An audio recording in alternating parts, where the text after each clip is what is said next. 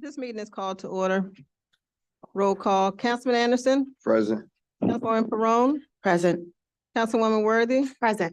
Deputy Mayor Whitfield, Present. and Mayor McIntosh. Present. We will now have our prayer by Pastor Terry McCullough, Associate Pastor, Borough Church. Good evening, sir. Good evening, everyone. Good evening. Father, we pause in this moment just to say thank you for allowing us to be here this evening. We thank you for each and every elected official and everyone who works so diligently in order to continue our municipality moving forward. Father, we ask that everything be done tonight in a way that is pleasing unto you. We ask for wisdom and knowledge in every decision that is made as we work the plan that you have given. Everyone sit down. Amen. Amen. Thank you, sir. Let us stand for the flag salute, please.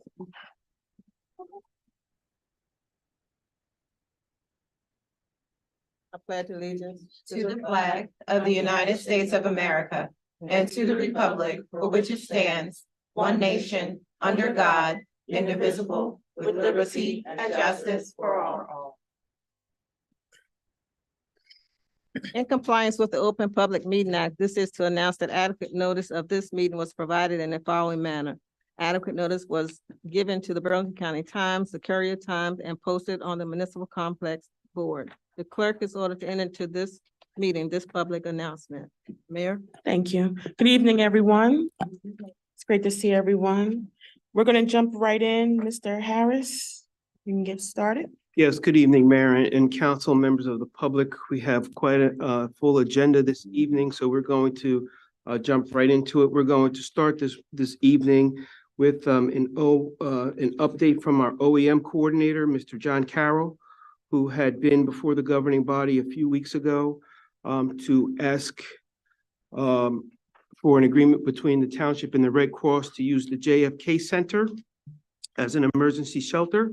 There was a request to go and have a conversation with the different schools and under the request of the council to maybe consider utilizing some of those facilities. And Mr. Carroll is with us this evening to provide us with an update in response to the governing body's request. Mr. Carroll.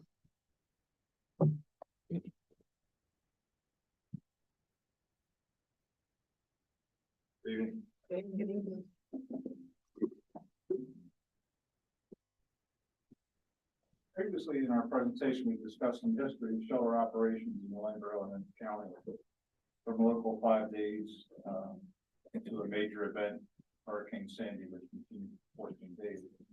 Most recently with the major fire at the Fountain of Life, which was total loss. That loss closed our access to North Region's shelter operations. We met with the County Red Cross to open discussions on sheltering at JFK. We were asked to investigate the use of Board of Education schools, whether they're open or closed, as a possible alternative to JFK. Some municipalities do use schools out of necessity because they do not have any other options. However, we do not feel that is a good option at all, and nationally, the emergency management is going away to the schools for emergency operating children. Potential interruption to students' education for several weeks does exist. And there are some other issues with that are not currently open. These facilities need to be ready at a moment's notice, as we never predict when emergencies occur. You don't want to really be mixing adults with juveniles in the school. And, the facilities that we currently use, JFK, for some of our other projects, are well known not only in the township but throughout the county. So I did not touch base with the schools. We didn't think that is a good option for us, but I did identify some advantages and some consideration for using JFK. JFK is easily accessible to three major categories of shelter operations, which is the general population, which is use the main gym.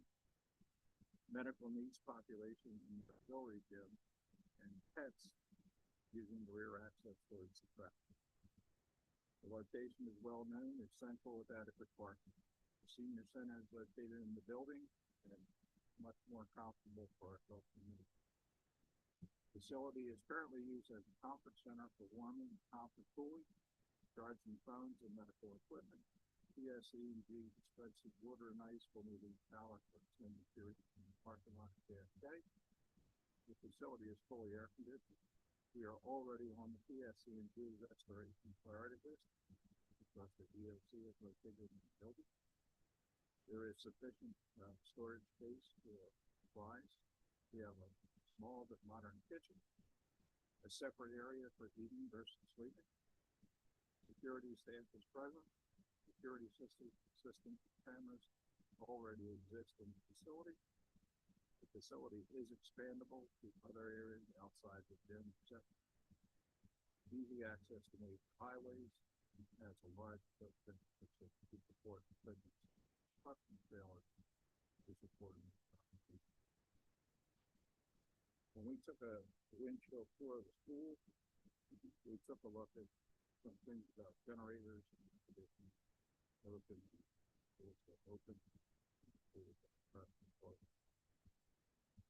again, naturally,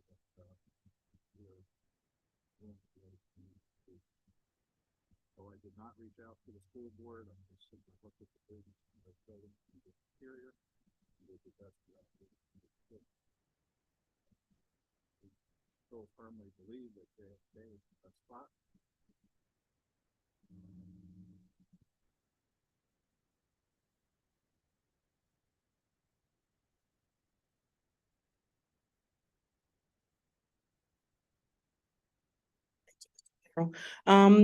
Does council have any comments? I do. Good, Dr. Worthy. Thank you. Thank you, Mr. Carroll. I'm very disappointed with what was brought back to the council. The governing body specifically requested that you reach out to the school district. We are fully aware of what JFK offers in terms of amenities. A windshield tour simply isn't sufficient. We're very familiar with the windshield tour, but there are things that are missing in the report to really thoroughly explore what's going on with the schools. Some of the information for JFK is inaccurate. It's not fully air conditioned. It's not ready at a moment's notice. It would have a lot of displacement to our residents, senior programming and other things. So it's not that you could just plug and play in there. And while I understand we don't want to disrupt our children's education for weeks on end, we do have buildings that are available and that are open and accessible that belong to the school district. So we asked you to coordinate with the school district so that you could have a balanced report. But what you shared with us are things that we are already very familiar with, and we wanted you to become more familiar with some other options in the town. So if the council doesn't go with JFK, and we want to know what those other options are, it was our expectation that you'd be able to bring forth other options and not just the option that you think would be best. Absolutely. I understand. Deputy Mayor? Thank you, Mayor. Thank you, Mr. Carroll, for the update, but I agree with Councilwoman Worthy's sentiments. We were very specific on the ask, and while you note that the school may not be the best option, we do have the ability to use it at a drop's notice without interrupting educational activities. We did so for in partnership and in assistance to Life Center Academy when they had their fire just recently, offering the Bookbinder School. They also have food prep facilities, a separate eating quarters, and the ability to house a number of people for weeks at a time, as we did during that incident. So your explanation and your lack of going out and actually looking at the option that we asked you to is very disappointing. I apologize, but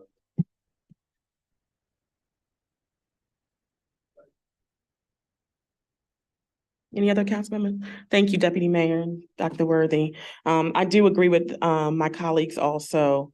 And There are some, like they said, there are some schools that can be utilized. I believe we did have the Millbrooks school that was utilized for the fire temporarily. So I think there are options that wouldn't interrupt the student. So that is still the task. I will absolutely make sure it's taken care of. Thank you. Next, we have Mr. Justin Lamicella, who is our tax assessor, who is here to kind of walk us through and explain some of the changes that are happening in Burlington County regarding property tax or property value assessments. The county is moving to an annual assessment model, and Willingboro is tasked to begin this process in November of this year. So our tax assessor has been in contact with the county, advocating on our behalf as to, you know, how this process is going to work out. And he's here to give us a brief update. Good evening, everybody. So the county is moving into a county assessing plan. We've taken a calendar change a few years back where our calendar changed from the typical or standard New Jersey assessing calendar and jumped into a monolith type calendar style plan where that started a form of the county assessing. And they're now implementing that here. We're up for reassessing our ratio. At this point, we're around like a 70% ratio where our assessments are to true value. And also our deviation, they tried to order us a couple of years back as well. But we didn't have, that didn't happen. Those values changed. They started to pick up as well. And now I think we're in obviously a different position as far as where the market has gone over the last few years with an increase in assessments, market value as far as to where the assessed value is. And one of those major factors is the it's called equalization ratio, as I stated, around 70%. With that being said, the county now wants us to go ahead into reassessing. It's a form of county assessing where we will in-house and reassess every year. First, we'll go through a procedure where we have to do a certain amount of inspections per year, which is about 25% of each home's. Once that's completed on year 4, when there's 100% of that data is collected and is done of all the properties, then we'll change those assessments. And then each year following that, we'll change the assessments. So we'll be at 100% is where the assessments will be every year. And it'll be something that will be done here, and there won't be a revaluation, which was how it was done previously in the standard procedures. Will now be something where it's done in-house and will maintain a 100% equalization ratio. That's pretty much the basic of it. If you have any questions, I'd be glad to answer or in any way. But that's pretty much the overall changes in the procedure. We will no longer have a equalization rate, which is a difference between assessed value and market value. Will be assessed each year and will be at 100%, and there no longer will be an equalization ratio. Thank you so much. Does any council have any comments or questions? Deputy Mayor Whitfield? Yes, thank you, Justin, for the update. And this is something that we have been discussing on the council level. I'll just go ahead and put it out there. I'm against this. I do think that this would be a detriment to our residents in reassessing all of the homes for those residents that choose to stay in Willingboro, make Willingboro their homes for years and years. It's unfair to essentially penalize them because the market has changed. We are scheduling meetings with the county commissioners to discuss this because of our concerns and the outfall and impact that it would have on the Willingboro community. I understand that it is passed, you know, in numerous counties throughout the state, but here I'm just one council person, but I I do not think this would be a good move or beneficial to our residents in the least. I would like for you to explore, and I guess I'll put this to Mr. Harris as well, as what it would take to maybe switch the township to a land value tax model versus assessing the value of the building on the property, assessing the taxes according to the land value that would help that stabilize, or have to do that assessment, should residents want to move or leave the community, do that reassessment. But I do feel that this is unfair to our residents and would add additional cost burden due to market swings, which can go either way, up or down.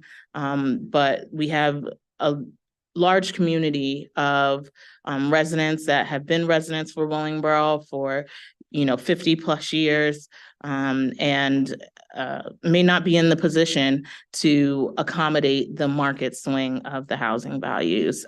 It would push them out of the community, and I do not support that.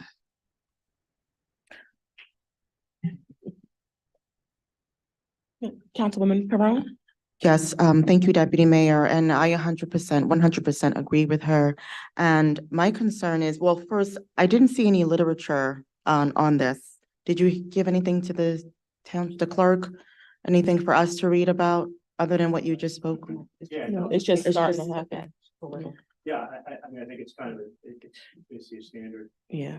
procedure as far as the revaluation process throughout the state here. It would just be something where it wouldn't be a revaluation like we did in 2010.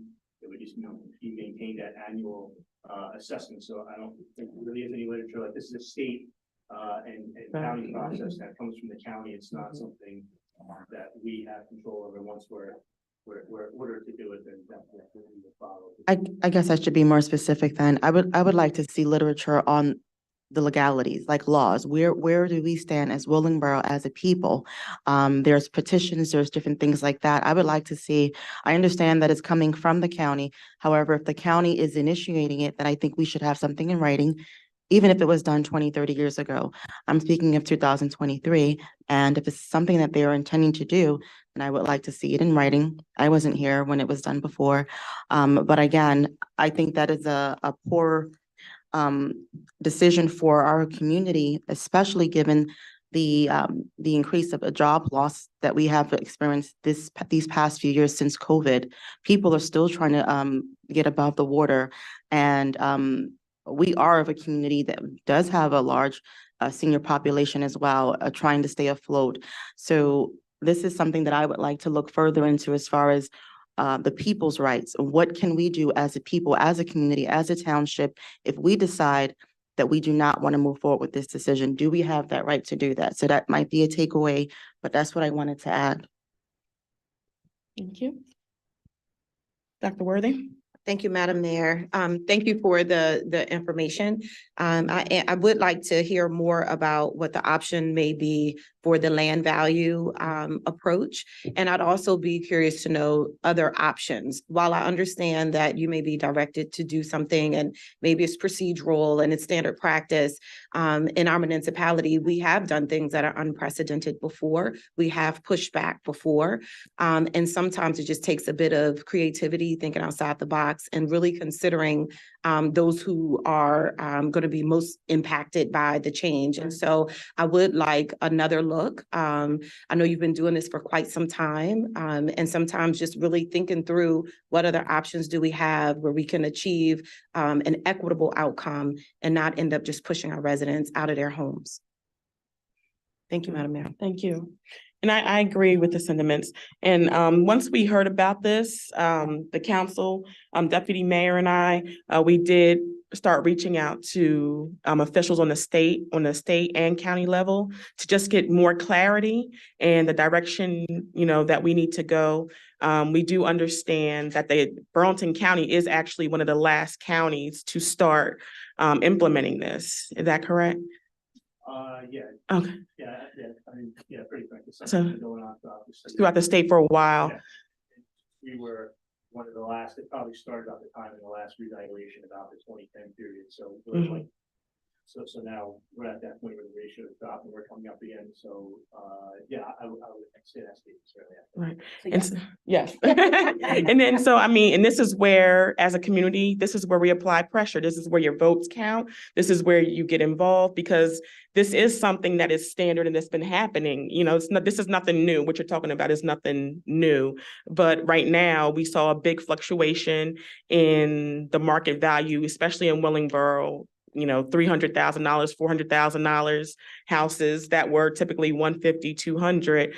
And that would be a devastating shift in taxes. So from a council level, we are applying pressure to the hierarchy of government up into the state, and even past that. We do have other mayors and other elected officials also, you know, battling this. So I just want to let the public know that this is something that is on our radar and we're focusing on, and we will provide updates appropriately. But thank you for your presentation. Thank you for explaining it. Any other questions or comments? Okay, thank you. Thank you, Mr. Michela.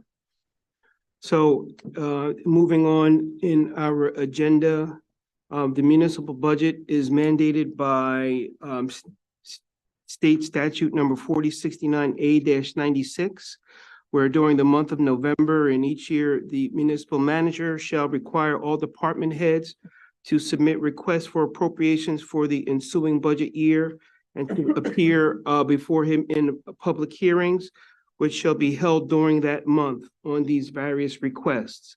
Tonight, we are going to hear from two of our departments who are going to make their presentations for their appropriations for 2024.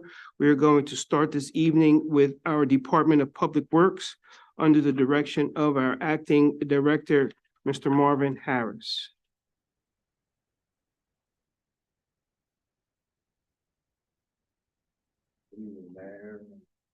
Mayor, Council, Harris, colleagues, honorable residents, here tonight. Make sure I don't turn it into the wrong platform. More into the mic. I'm not sure if the microphone is working correctly. Would we be able to use Ms. Blashen's and then we're back?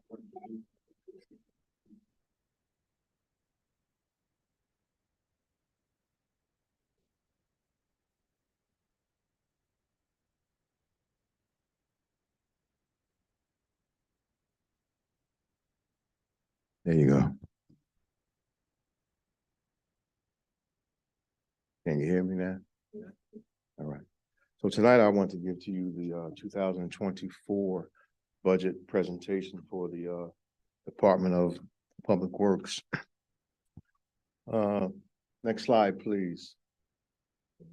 The Department of Public Works is responsible for the maintenance and repair of the township's infrastructure and the maintenance of township building assets. Additional areas of responsibility include contractor management, tree maintenance and removal, garbage, contract administration, and snow removal. Next slide. The DPW, the Department of Public Works, is responsible for the maintenance and repair of the township's infrastructure. The DPW also executes recycling, coordination with the Burlington County OTC, road maintenance, which includes line striping, signs, pothole repair, and road maintenance management, stormwater system maintenance, including inspections and repairs, and a leaf collection program that collects 7,000 plus cubic yards a year. Next slide. DPW is also responsible for stormwater and drainage areas, MS4 compliance, street sweeping, support of township events, support of the recreation department functions, including banquet facility setups, recreation, sport field maintenance, pool operation maintenance, and litter abatement. Next slide. The acting director of public works will also, as directed by the township manager, coordinate projects and programs with the township engineer. Next slide, please. The department staff consists of 30 budgeted full-time employees. They consist of the acting director of Public Works, assistant superintendent, Public Works clerks, we have two Public Works supervisors, two assistant supervisors, one garage service supervisor, three repairers, I'm sorry, 4 truck drivers, 1 mechanic, 10 laborers, 2 public property employees, and 1 light laborer, totaling 30 employees. Next slide, please. Public property is responsible for the overall maintenance and repair of the township's building and assets. Additional areas of responsibility include contractor management and capital project overview. Next slide, please. Public property consists of 4 full-time personnel, 1 supervisor, an assistant supervisor, and 2 building maintenance workers. Next slide, please. So DPW administration, streets and roads, we want to stay consistent with our training.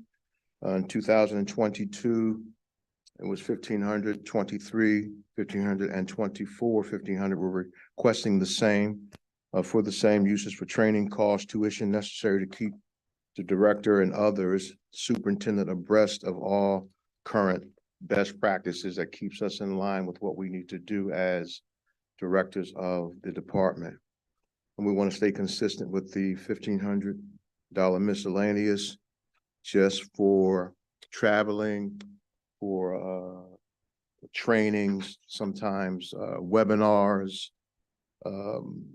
that we need to attend just to stay relevant with Public Works and what our responsibilities are.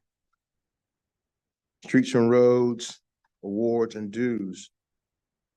We want to stay consistent with the 500 that was in 22, 23, and now 24 for memberships for supervisors of the APWA, PWANJ, and the ANJR, which is recycling. Travel expenses for employees attending the NSLOM, the League of Municipalities, Public Works conferences, and miscellaneous meetings, including tolls, parking, and meals. So we're asking that we go up to 500. We were at 300 because we've increased our staff in terms of supervisors. So we'll be sending more of our supervisors out. Training again, it jumped, as you can see, from 2022. It dropped in 2023, but it jumped in 2024 to 11.5 because we've actually increased our supervisors in the department. So we'll be getting more supervisors trained, especially when it comes to the Certified Public Works Manager course. We want to keep our supervisors, again, abreast to moving this town, not just a department, forward. And just don't believe in doing things invisible. We just need to keep everybody working, everybody learning, so that we can continue to provide the quality of life for the Willingboro residents. Next slide, please. Streets and roads, clothing, and equipment. We want to stay with the 25,000 that was requested in 2023 for work uniforms per CBA, for safety equipment, personal protection equipment, and first aid supplies, license and registrations. We dropped that number. We think it's okay to 500 from 1,500. Small tools we'll continually need for the mechanic shop, and signs, we'll keep it to 5,000. Street repairs and replacements. We're looking to strategically work through all of our parks and replace our signs as fast as we can. Streets and roads, public events. There's a decrease from 2023 to 1,500. This is for township flags, supporting parades, Jazz Festival, Juneteenth celebration, and whatever else, whatever public event that we're asked to support. For our medical exams, we dropped again to 1,500 for our med cards. Oh, next slide, I'm sorry. It's good. I'm just rambling, I apologize. 1,500 for the CDL med card exams and DOT research and certification. Depending on the person's medical condition, there is a 1-year or 2-year research. Equipment, we went up a little bit from 4,000 to 7,000. We're asking for landscaping equipment, hedge trimmers, weed whackers, chainsaws, etc. These items are used regularly and they fail after long usage. Contractual went down to 85,000 from 10,000.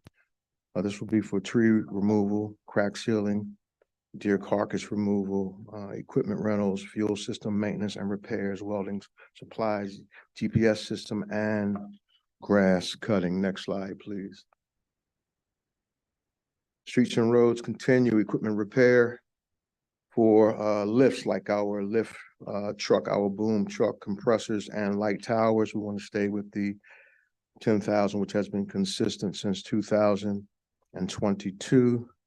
Radio maintenance for our vehicles. These repairs are minimum, but we do need to keep consistent with what we've asked for in the past. Vehicle repair, 2022 was 40,000 and it jumped to 93,000. But then we're asking for 60,000, and we're asking that for that number we decrease because we have newer vehicles.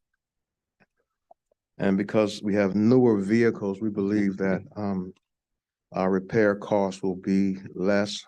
We have Y class 2 and 5 vehicles. 2 is passenger vehicles and 5 is 2-axle single truck vehicles. But we do believe that this number will be good because of the new vehicles, our repair cost should be less.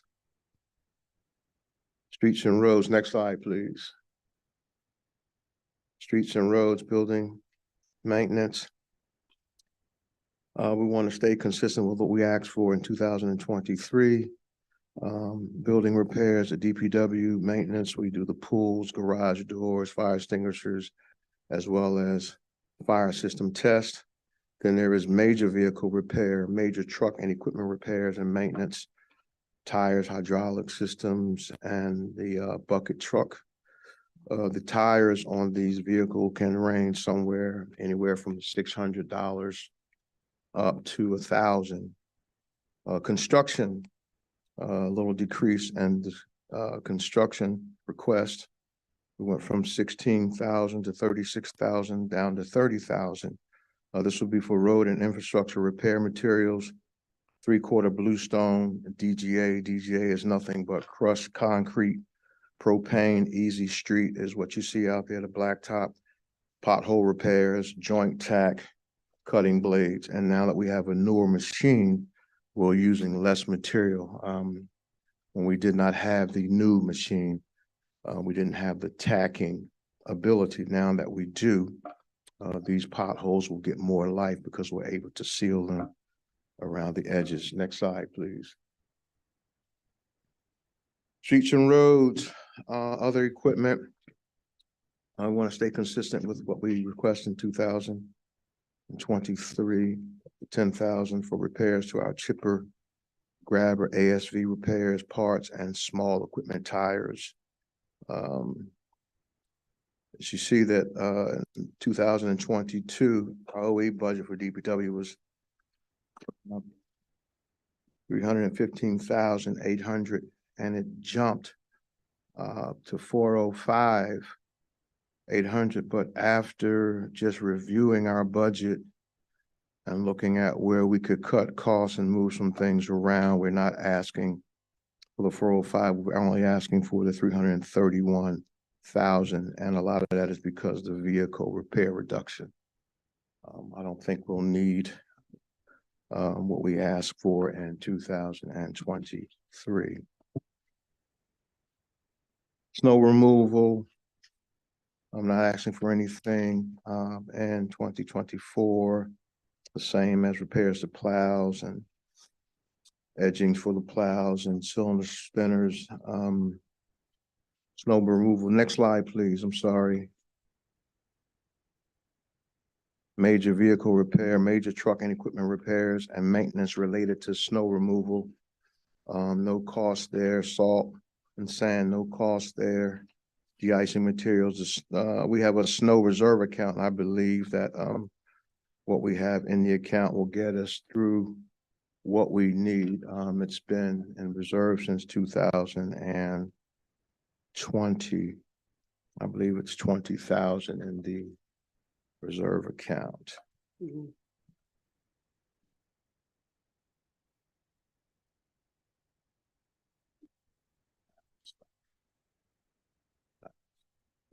Felt like something, I thought somebody walked up on me. Yeah, okay, that's fine. Stormwater. As you saw earlier, there's different trainings. This is for stormwater versus streets and roads. 2022 was 1,500 and 2023, 500, and we're asking for the 500 again. For new supervisors. The license and registration of Tier A NJPDES, that's the New Jersey Pollutant Discharge Elimination System. There's an annual fee of $9,000 that is consistent every year. 1,500 for signs for our stormwater areas, required in the new permit community initiative. So we have to make sure that we have the right signage in our drainage area. So we're asking for the 1,500 for that, and then 1,500 for, I'm sorry, 500 for equipment. That's just to replace the nozzles on our jet vac that we have to go out and just clear lines underneath ground. So we're only asking for 500 for that. Stormwater contractual. It costs about $35,000 or more to remove leaves. That number varies from year to year, depending on weather, depending on resources. So we want to stick with what we've consistently requested since 2022 to 60,000. And annually, the Burlington County Soil Conservation District, they come in and they do an annual stormwater basin in our town, and non-township owned storm drains for our outfalls. They also check our vehicle car wash. So we're again staying consistent with that number. And as you see here highlighted is the volume of leaves varies, and it could increase or decrease. So depending on, again, the weather, we could get 7,000 cubic yards.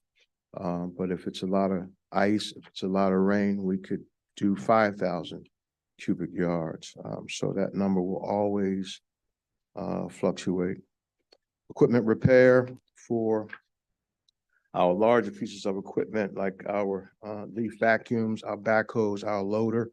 We want to stay consistent with the 20,000. The leaf vacuums annually need what is called an impeller on the inside. Our impellers are damaged every year because of what we find in the leaf piles. We find metal, we find rocks. So every year we have to place 2 or 3 of our impellers, if not more, just because of what's in the leaf piles. So we're again asking to stay consistent with what we've asked for 22 and 23.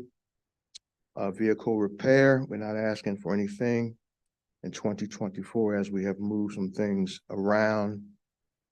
These are vehicle repairs and maintenance associated with stormwater activities, tires and hydraulics. Next slide, please.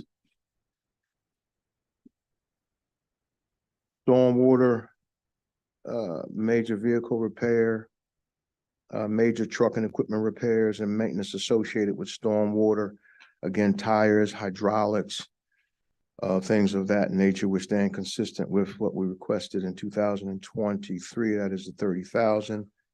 And then for our list of connections, not asking for anything because that's a part of the SSA, the Burlington County program that assists us with checking our storm drains.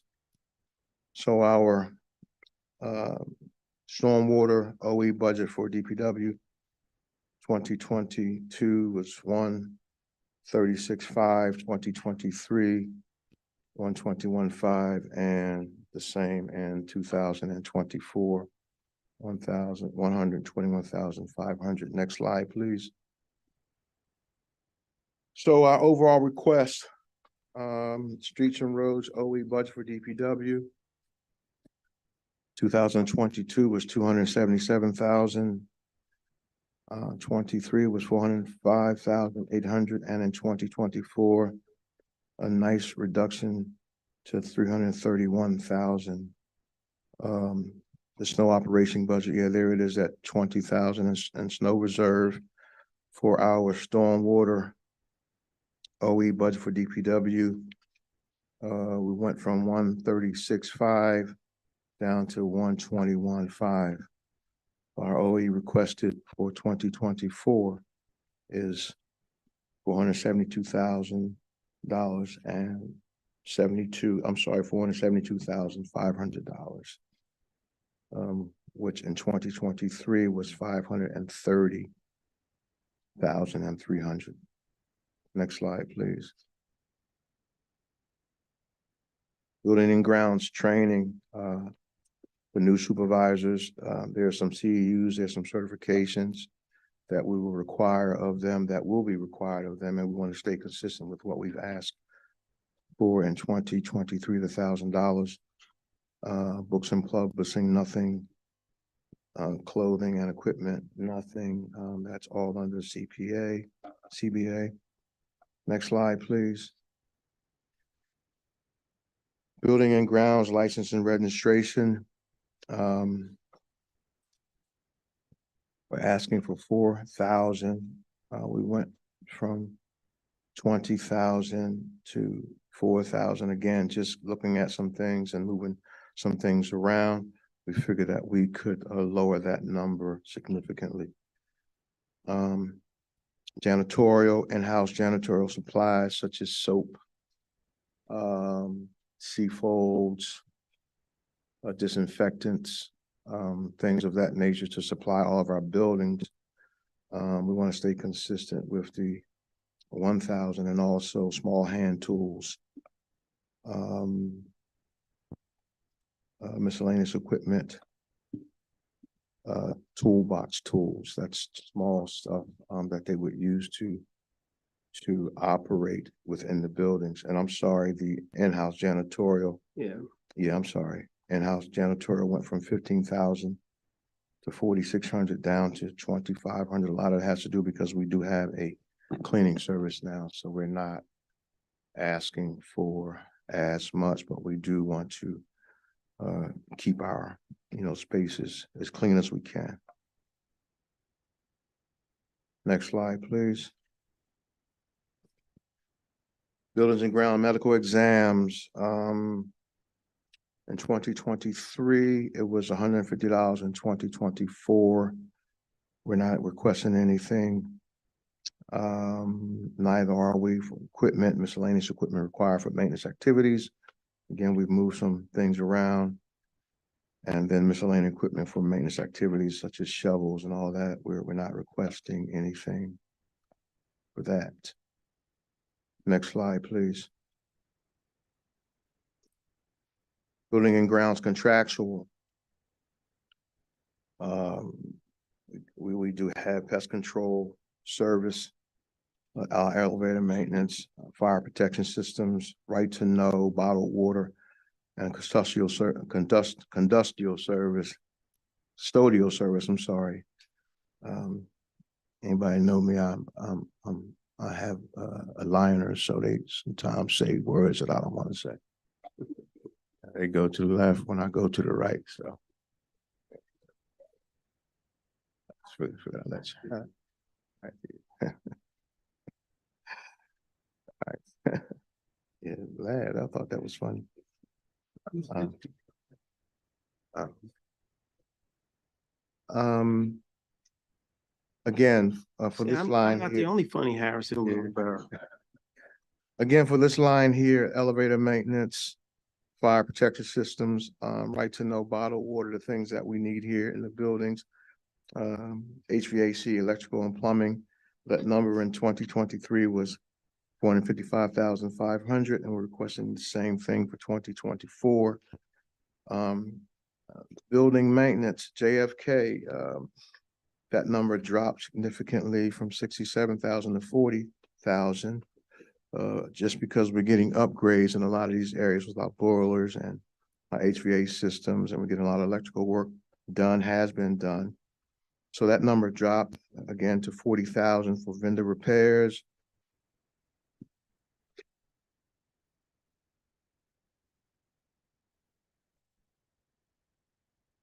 Yeah, I'm on, okay.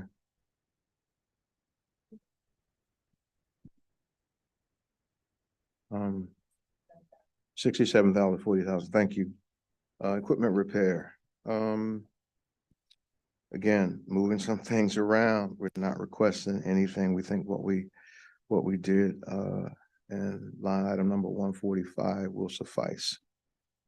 And the remaining envelope, when you see that, that is just outside structures like the windows, paint, frames like that. So when you see remaining envelope, that's small things outside of the building.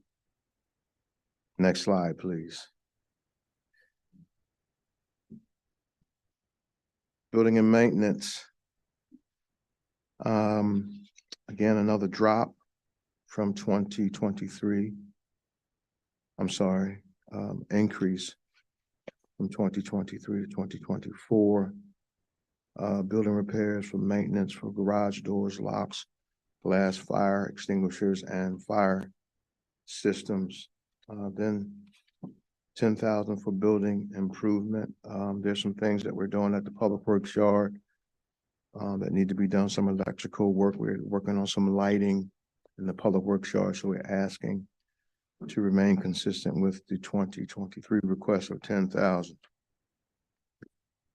Next slide.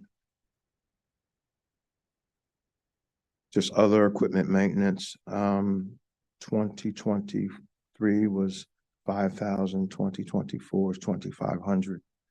Miscellaneous, 15,000, I'm sorry, miscellaneous 0, but 15,000 for the library, as we need to do some lighting work there, as well as some other issues around that building. So we're requesting 15,000. So OE budget for buildings 2022 was 694,350.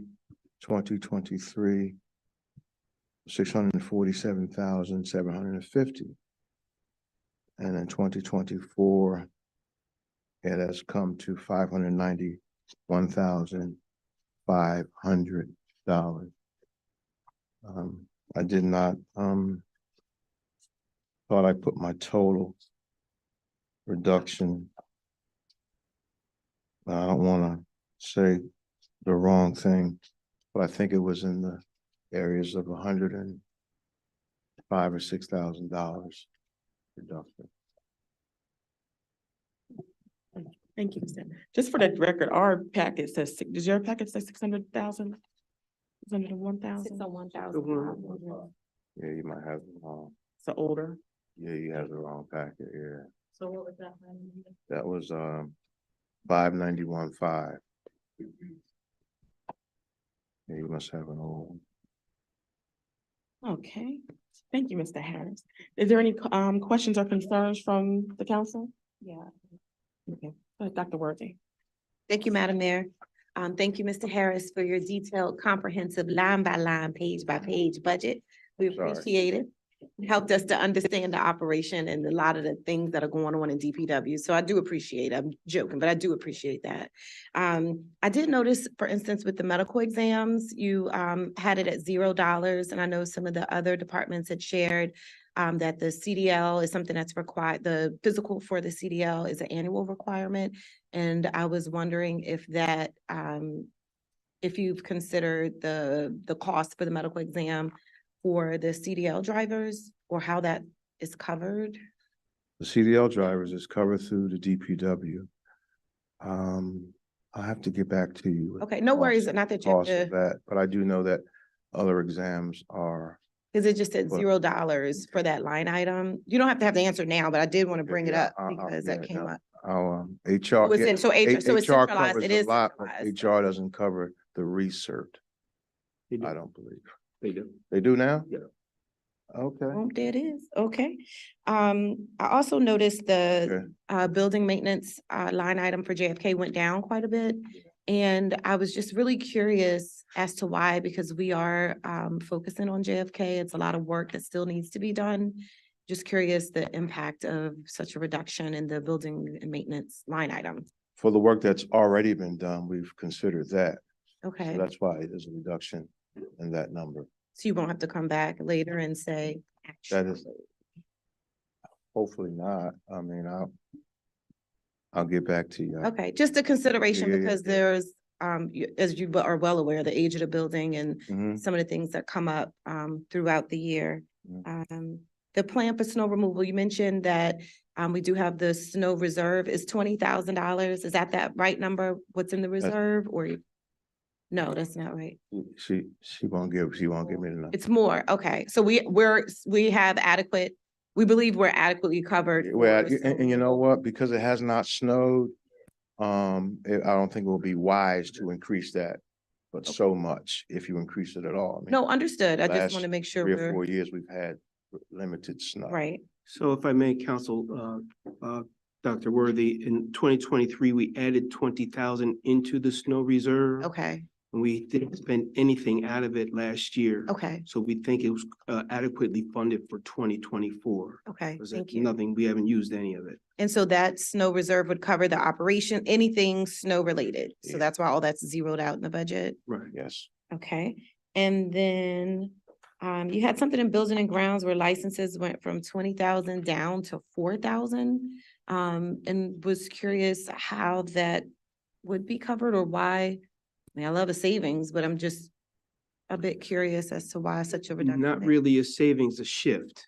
Okay, Some of the licensing and things were for our buildings, inspections and fire Right. safeties and things like that used to be handled through buildings and grounds. okay, And because of, we'll say, deficiencies in operations, those functions were transferred over to our licensing and inspections department, okay, who now takes care of obtaining all these state licenses on behalf of the township. okay. Thank you. Yeah, and I don't know if you heard, like we just moved some things around, which helped us decrease in number. So- Understood. No, thank you. And my final one, for flags, does that flag budget include the US flags, that line, like All veterans? flags, all Okay, flags. because yeah. they're looking a little, Yeah, they're you a know, little afraid right now. a little right? free. Yeah. Okay. Yeah, we'll take Battle care, we'll tested take care of flag. that, yeah. Okay. yeah. Thank you, Mr. Harris. I appreciate it. Yes, ma'am. You're welcome. Thank you, Madam Mayor.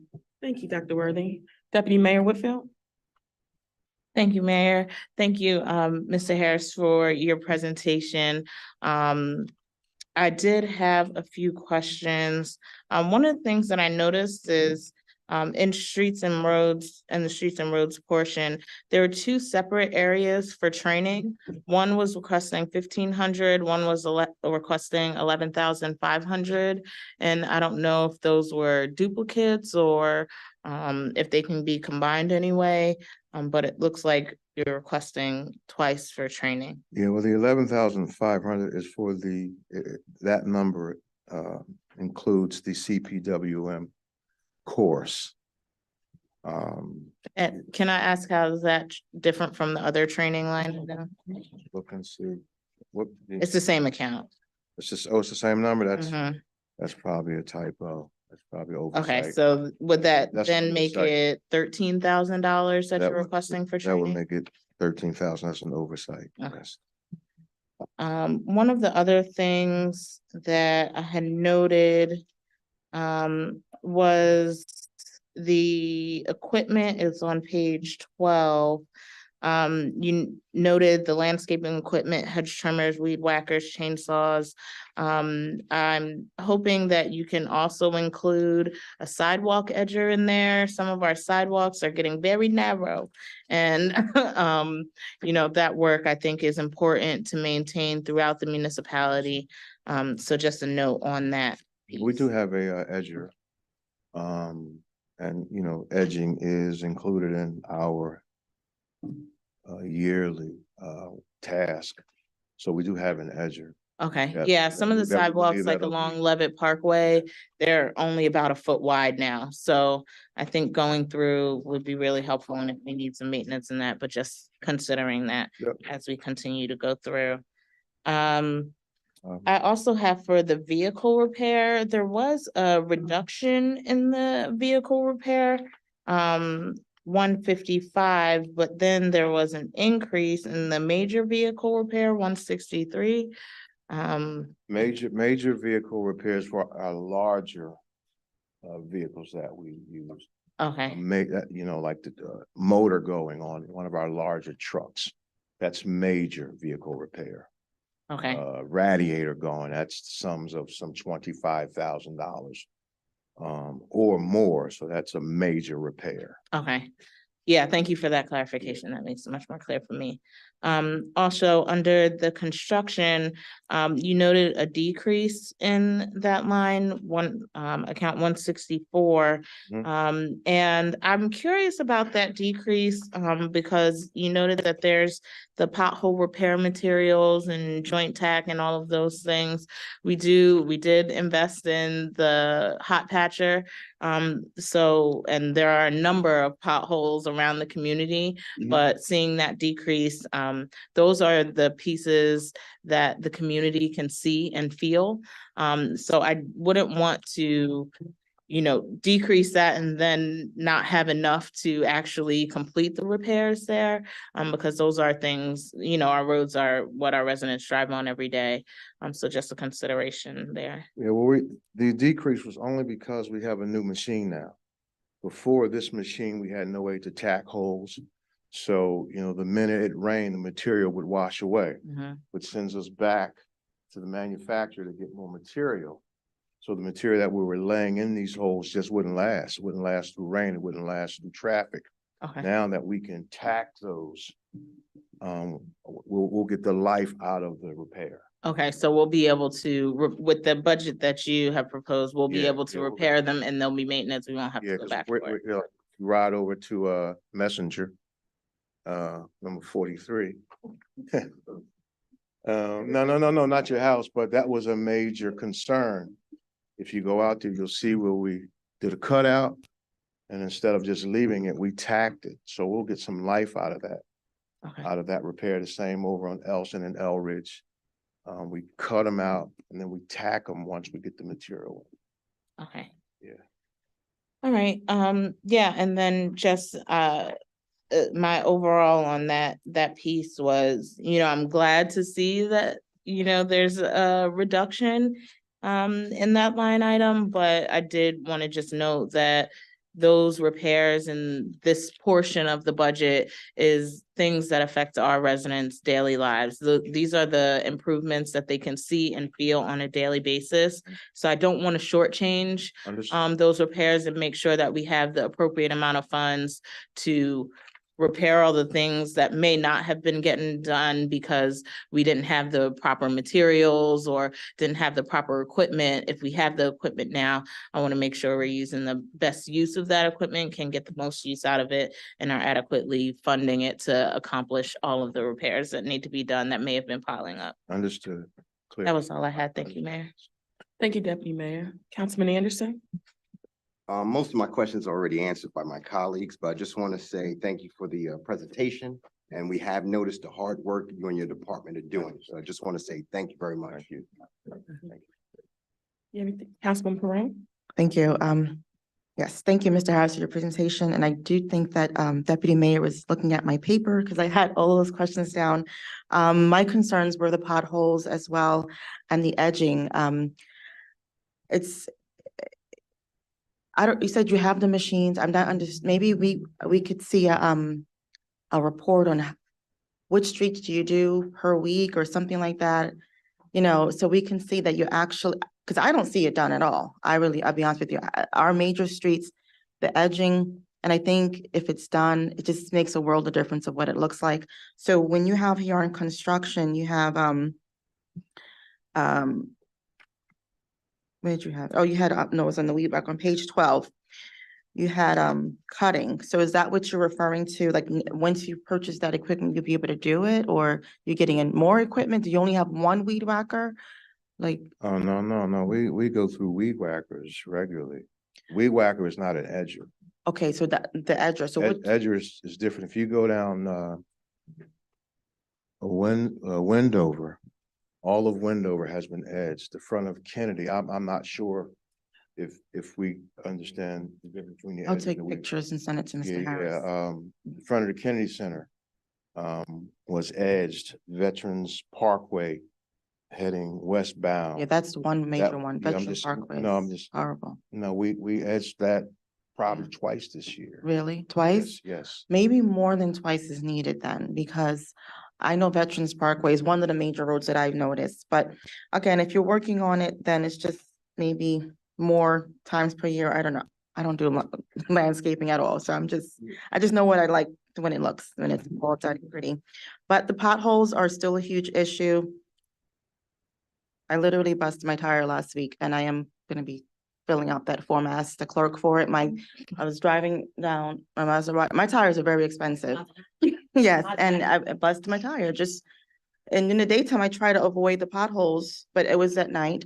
And I couldn't see it and just boom, busted my tire. So I know that we spend money on these equipments.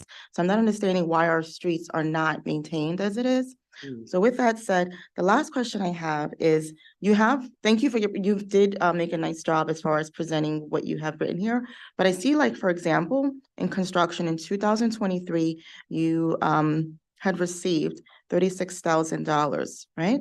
So my question is, and then the category is pothole repairs, joint truck cutting blades.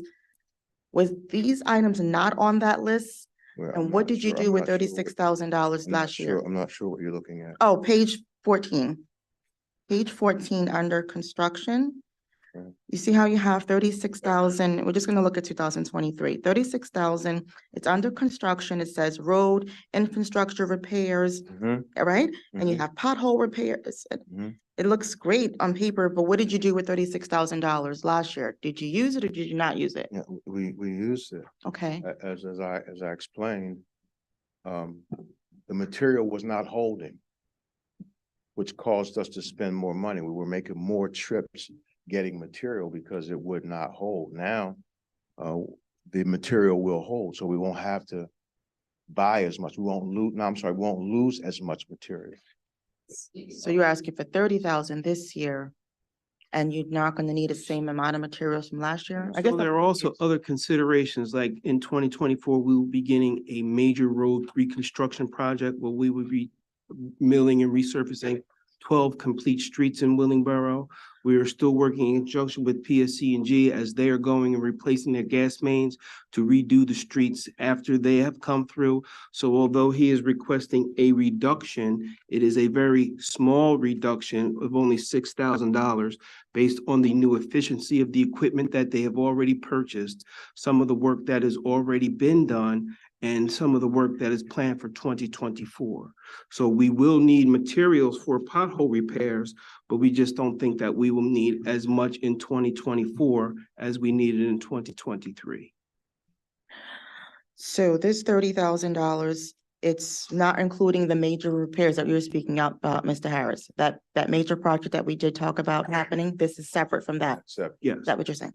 Okay, that's it. and then, because my other question is similar to on page 15, this is other equipment maintenance. So last year you requested $405,800. And that was for vehicle reduction repair. You have, right? You have streets and roads, and you're requesting this year 331,000. That's the overall streets and road budget request. Oh, this is a total. That's the Yes. total. Okay. Okay. For streets and roads, Yeah. okay. Okay, because it was separate. Right, well, thank you. That location that, Oh, that's on, what's that, right before you get to, Dr. Martin Luther King Drive, coming down from Charleston, driving down, Veterans Parkway. I'll give it to, I have the form to give to Ms. Balajan, but it's bad over there, that entire street. I had to get pulled over. AAA came to help me. I was right by the funeral home, in the middle of the night. But All right, thank you, Councilwoman Jerome. you're welcome. For clarity, Mr. Harris, yes. we are centralizing, or that Mr. Or both, any Mr. Harris, centralizing the medicals, any medical things from any of the departments are going to the HR fund, or are we still separating those out? No, those are going to be transitioned over to HR. Okay. And I believe last year there were 10 truck drivers on our roster, Mhm. and now there's only 4. So we're not going to need as much for CDL licensing. Okay, And the amounts that we will need will be covered through HR. okay. Mr. Marvin Harris, you stated that we have increased supervisors in the department. How does that translate into the service for Willingboro? Like we're increasing our the capabilities, I guess, of our employees, but how does that look to our residents, or how does that help the department? I think it helps the department immensely. I think it helps the town immensely. We're able to get more involved with the residents. We don't allow, maybe that's the wrong word, the employees to communicate as much with the residents as we do the supervisors. So there's Okay. a lot of PR going on Mm. with the new supervisors, which I think is needed. I'm a strong advocate for, you know what, I think once we educate the community, it quells some of the noise. So I think by having managers spread out, we educate our community. They'll get a better understanding of what we do. And then you have to look at DPW. DPW has transitioned real hard over the last year. So we have to get ready for the up and coming supervisors. So all of that combined, I think it's what we need to do. We've lost quite a bit of years of service. I mean, I'm the Lone Ranger. Everybody else is gone, but you know what, I want to impart with what we have here to just keep this thing going. Right. Yes, and that's very key for our Department of Public Works. You had the director 25 years in who retired in last year. You had facilities director in for 24 years who retired for last year. We had a supervisor of streets and roads who was here for 27 years, retired for last year. Our garage services director was here for 20+ years. They all 29 retired. years. Right. So now those roles, they're not really new positions. They're just new people in those positions who just have to be trained and cultured, brought up to speed, as I would say. Right. I guess that's my concern. It's just the legacy of the whole department, you know, continually developing and growing the people in there. Absolutely. So that, you know, we don't have, you know, because that can always happen. You don't want another down, you know, everybody retiring at one time and then we're stuck again in scrambling to educate and scrambling to train and, you know, making big investments on random years. Mayor, you have my word. I'm not doing anything in the dark. I want these guys coming behind me to know everything that I know. Okay, and I appreciate that. Also, I do see we have quite a bit of investment in training, which is okay. However, I just want to make sure we're also looking forward to the future. I know we're doing some investment in a lot of the repairs. I'm seeing a lot of investment in repairs. And how can we, as a DPW department, you know, try to mitigate? And like I said, I'm not an expert there and I know things break, but the leaf vacuum, for example, we had that same problem with rocks and stones and all of that. Are we looking for a different way to collect leaves or a different mechanism, I'm saying leaves as an example, but anything, is there other things that we can invest in for the future, like technology, just better ways of doing things, more efficient ways of doing things? Well, the most effective way to collect leaves, in my experience, is with the leaf vac. Okay. Other communities use a loader, they use a backhoe, which I think is just useless. You're not using your machine wisely. We again have to educate the residents. Right. We would not have as many repairs to make if we did not find metal and landscaping stones in our piles. Right. That's where the repairs come in, outside of just wear and tear. No, understood. And that's been articulated very clearly year after year. Yeah. So I guess my concern is, when do we shift or fine or, come up with a way to kind of mitigate that if possible? Well, yeah, we I'm were not just sure. I was talking to Mr. Tunsil here just a couple of days ago. We're trying to figure out how we can communicate to the community the best way to place leaves, Okay. so that we can cut down on the repairs. Right. But overall, looking to invest and making sure we're as efficient and as Yes. effective as possible. Yeah. Also, in your ask, did you ask for adequate funding for personnel? I know you're a little short. Is this cover any future So that's- requests? That's actually a discussion that the finance director and I will have, and make sure that their funding for personnel is. But Okay. yes, we are actively looking to hire Mhm. persons in DPW, but it will be up to Ms. Eusebia and I to make sure that we have adequate monies to cover. To cover whatever further. Okay. Thank you. That's all I had. Thank you. Okay, Deputy Mayor. Thank you. I have one more thing. Something I didn't see noted in the buildings and grounds piece is the landscaping for the center strips throughout the town, through our main thoroughfares. So just making sure that we're able to have beautiful flowers come this spring and summer. That's something that the community likes to see. We did a great job this year, and if there are funds to maintain that needed, just make sure that's included as well. Okay, we'll do. Councilman Anderson? Got another question for you, sir. Yeah. As the mayor was speaking regarding the leaf vac and how we need to educate the residents. So during the process of collecting the leaves, is it determined what house or, what property items are at the time, they're going up, or is it something you determine when you're pulling everything out and dumping the leaves? No, it's right there at the property. So you can actually tell. Yeah, well, what happens is, residents, if the pile is already prepped. Right. We don't have to do anything but suck the leaves. Just correct. And it is at that moment where you hear the clunking noise. Okay. Stop the machine, pull back, and you look, and you have everything, and then we leave a door hang to let the resident know this is why your leaves were not collected.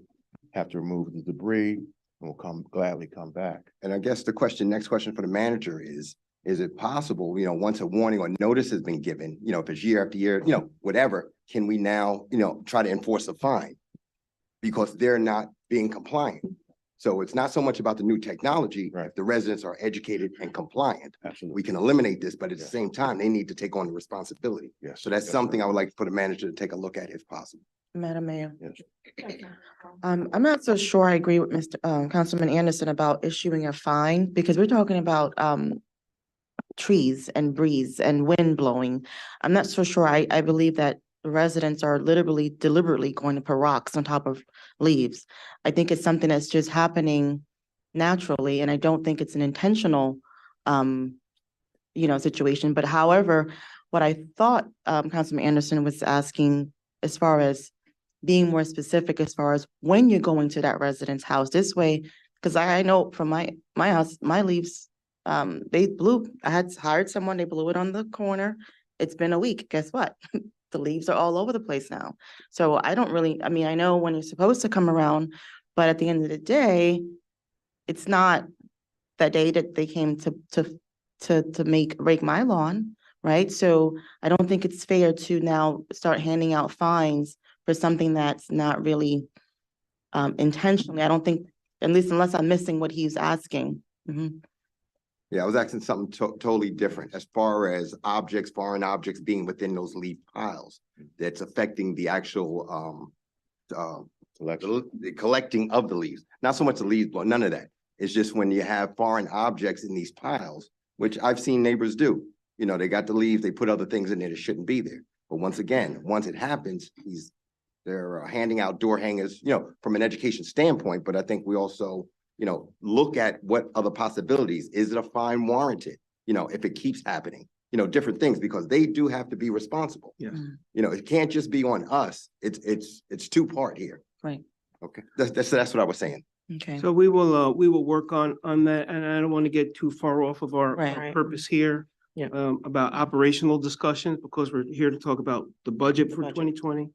Just one point I want to highlight regarding the JFK Center. We did a lot of work on the JFK Center in 2023.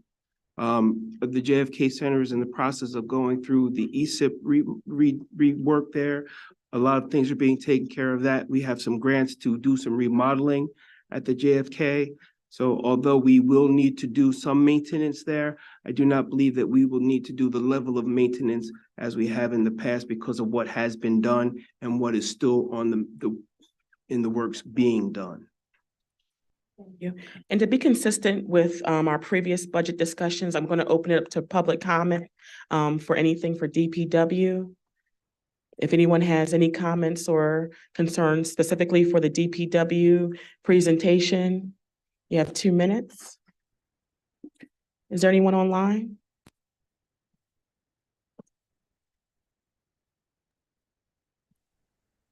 We have Brown. Okay. Yes, good evening, everybody. Thank you for the report. I'm just concerned about the timing of the leaf collection. I know in my area, Garfield East, is supposed to be October 23rd to November 9th, but I still have leaf in my section in Garfield East. And I wanted to know what's going to happen going forward if they pass November 9th. Please say your name and address, please.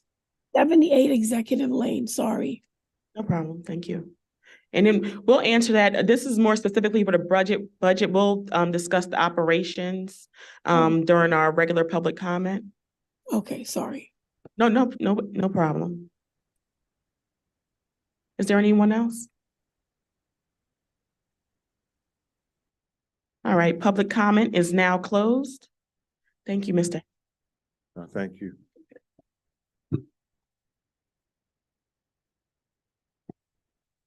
All right, so next we'll have the presentation from the Public Safety Department. Captain Bucks will deliver that for us.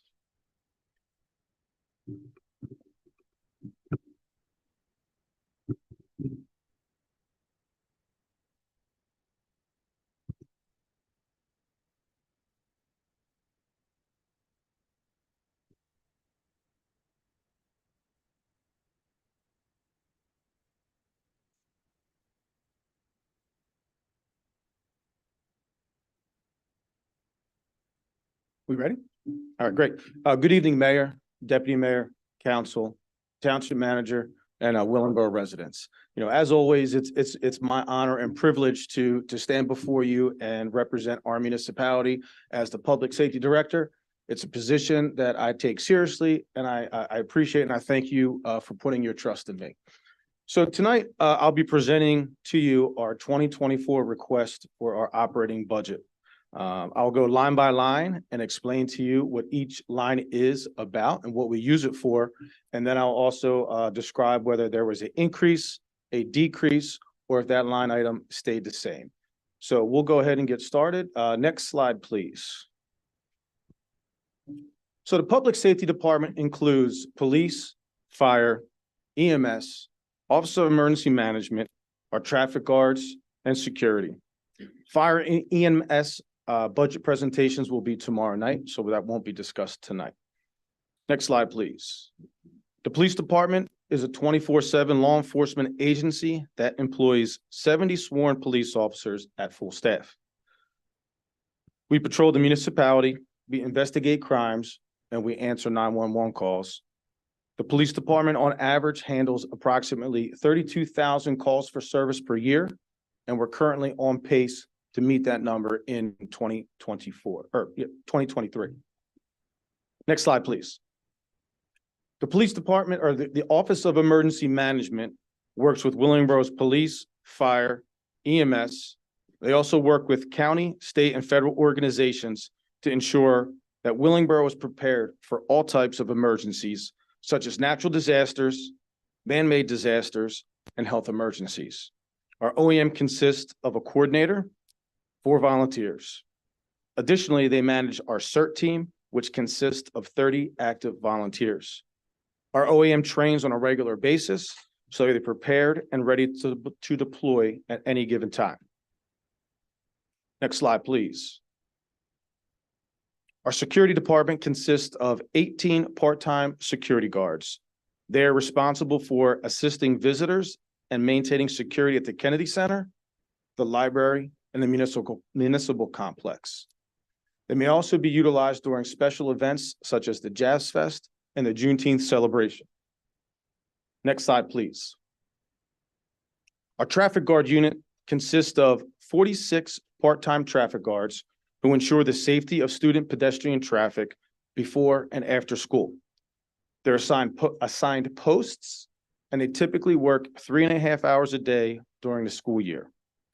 They're also utilized during special events such as Trunk or Treat, our Jazz Fest, and again, our Juneteenth celebration. Next slide, please. So this slide demonstrates what we requested in 2023 and what we are requesting in 2024.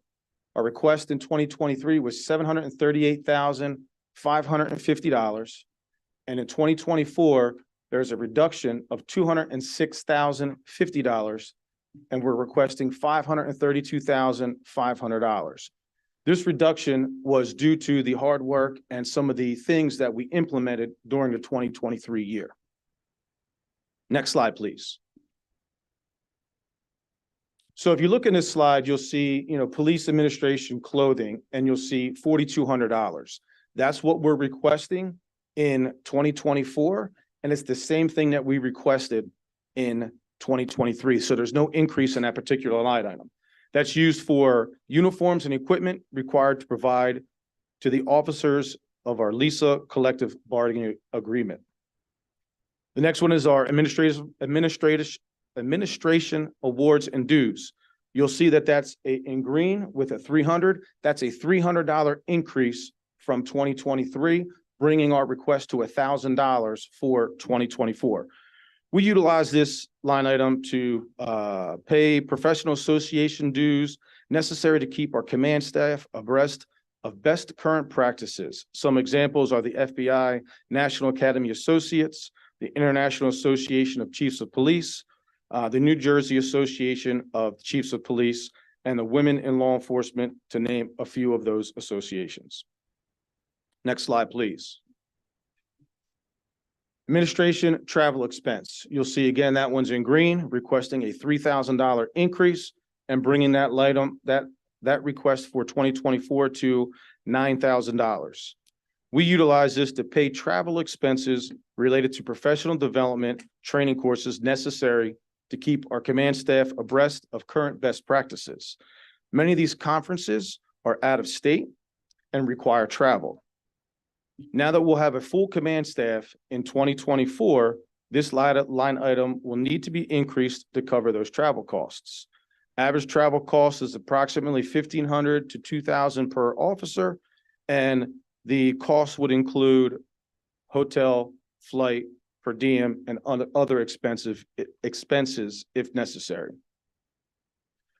Next one is administration office supplies, $1,500, no increase, staying the same from 23 into 24. Office supplies, paper clips, Post-it notes, necessary for the day-to-day operations.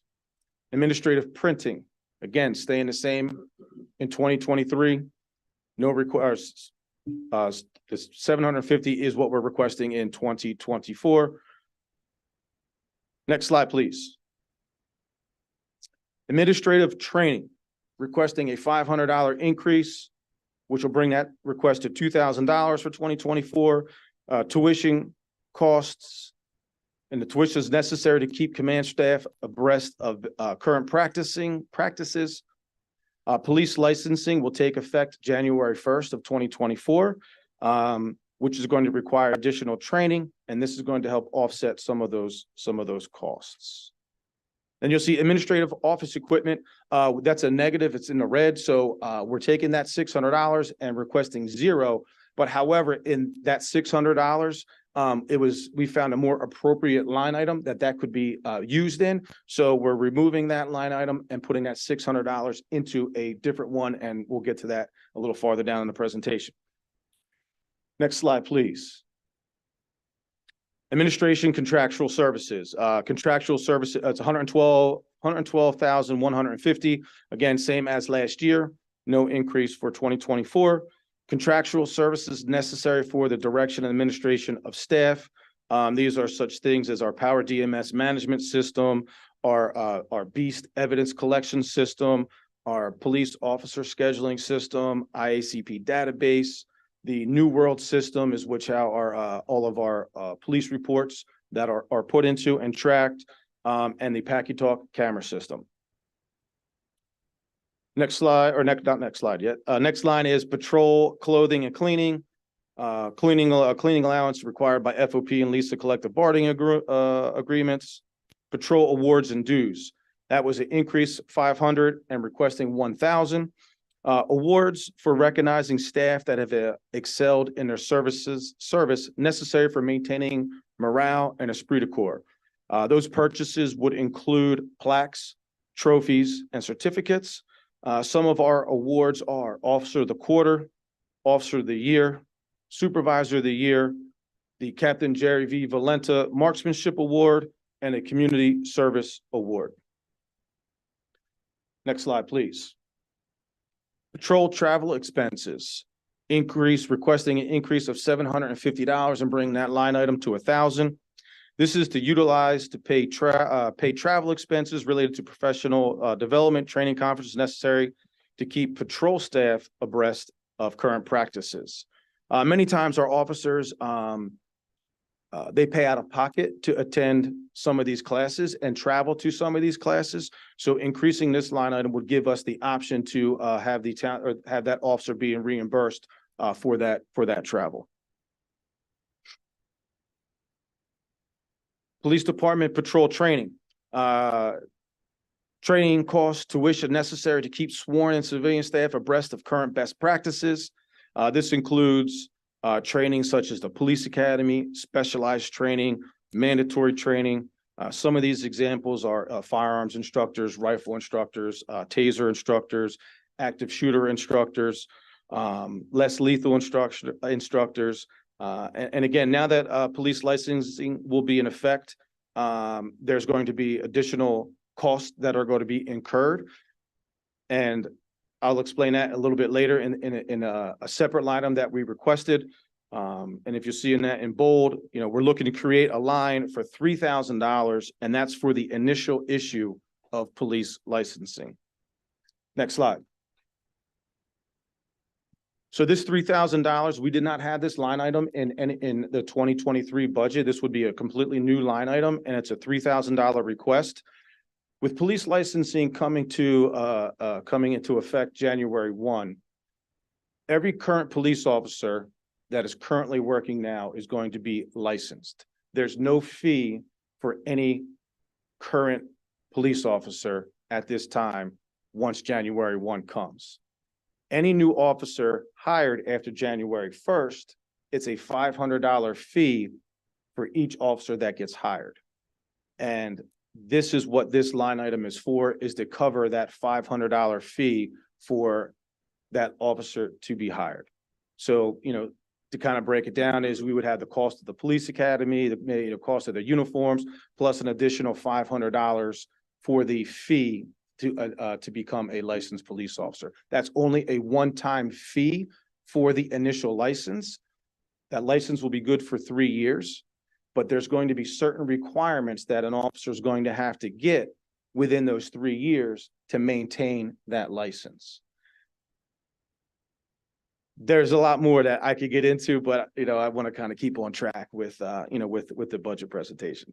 Next line item is patrol clothes and equipment, 67,800. Again, that's collective bargaining agreements. That's staying the same from 2023 into 2024. Prisoner meals. So we reduced that by $75. It was $100 last year. We very rarely use that, but I didn't want to zero that out because there are circumstances where we may have to use it. We have an agreement with Virtua Willingboro. If we do need a meal, they will provide us a meal, but we don't want to solely rely on them just in case they don't have anything. We would be able to go out and purchase a meal for someone that it doesn't have to be a prisoner, but it could be someone that we might have had in our custody for a prolonged period of time. This gives us the ability to go out and get them something to eat. Next slide, please. A patrol police bike repair and maintenance. That was a increase of $800. It was $1,000 last year, asking for an additional 800. That additional 800 is for us to buy another patrol bike for our patrol officers. We also use that to repair and maintain our police bicycles. We currently have 5. This would give us the ability to maintain, repair, service our current number of bikes, plus purchase an additional one, and we have 13 certified bike officers currently. Honor Guard special events. This line item we've had in our budget for some time, but it's always been zeroed out. I want to say maybe 10 or so years ago, the Honor Guard unit kind of went away, and along with that line item. So back in 2019, I thought, I polled our officers and asked if this was something that they would be interested in revamping and bringing back our police honor guard. And we had a lot of officers said yes, it would be something we want to do. So we started, slowly, getting our feet wet, getting back into our honor guard program.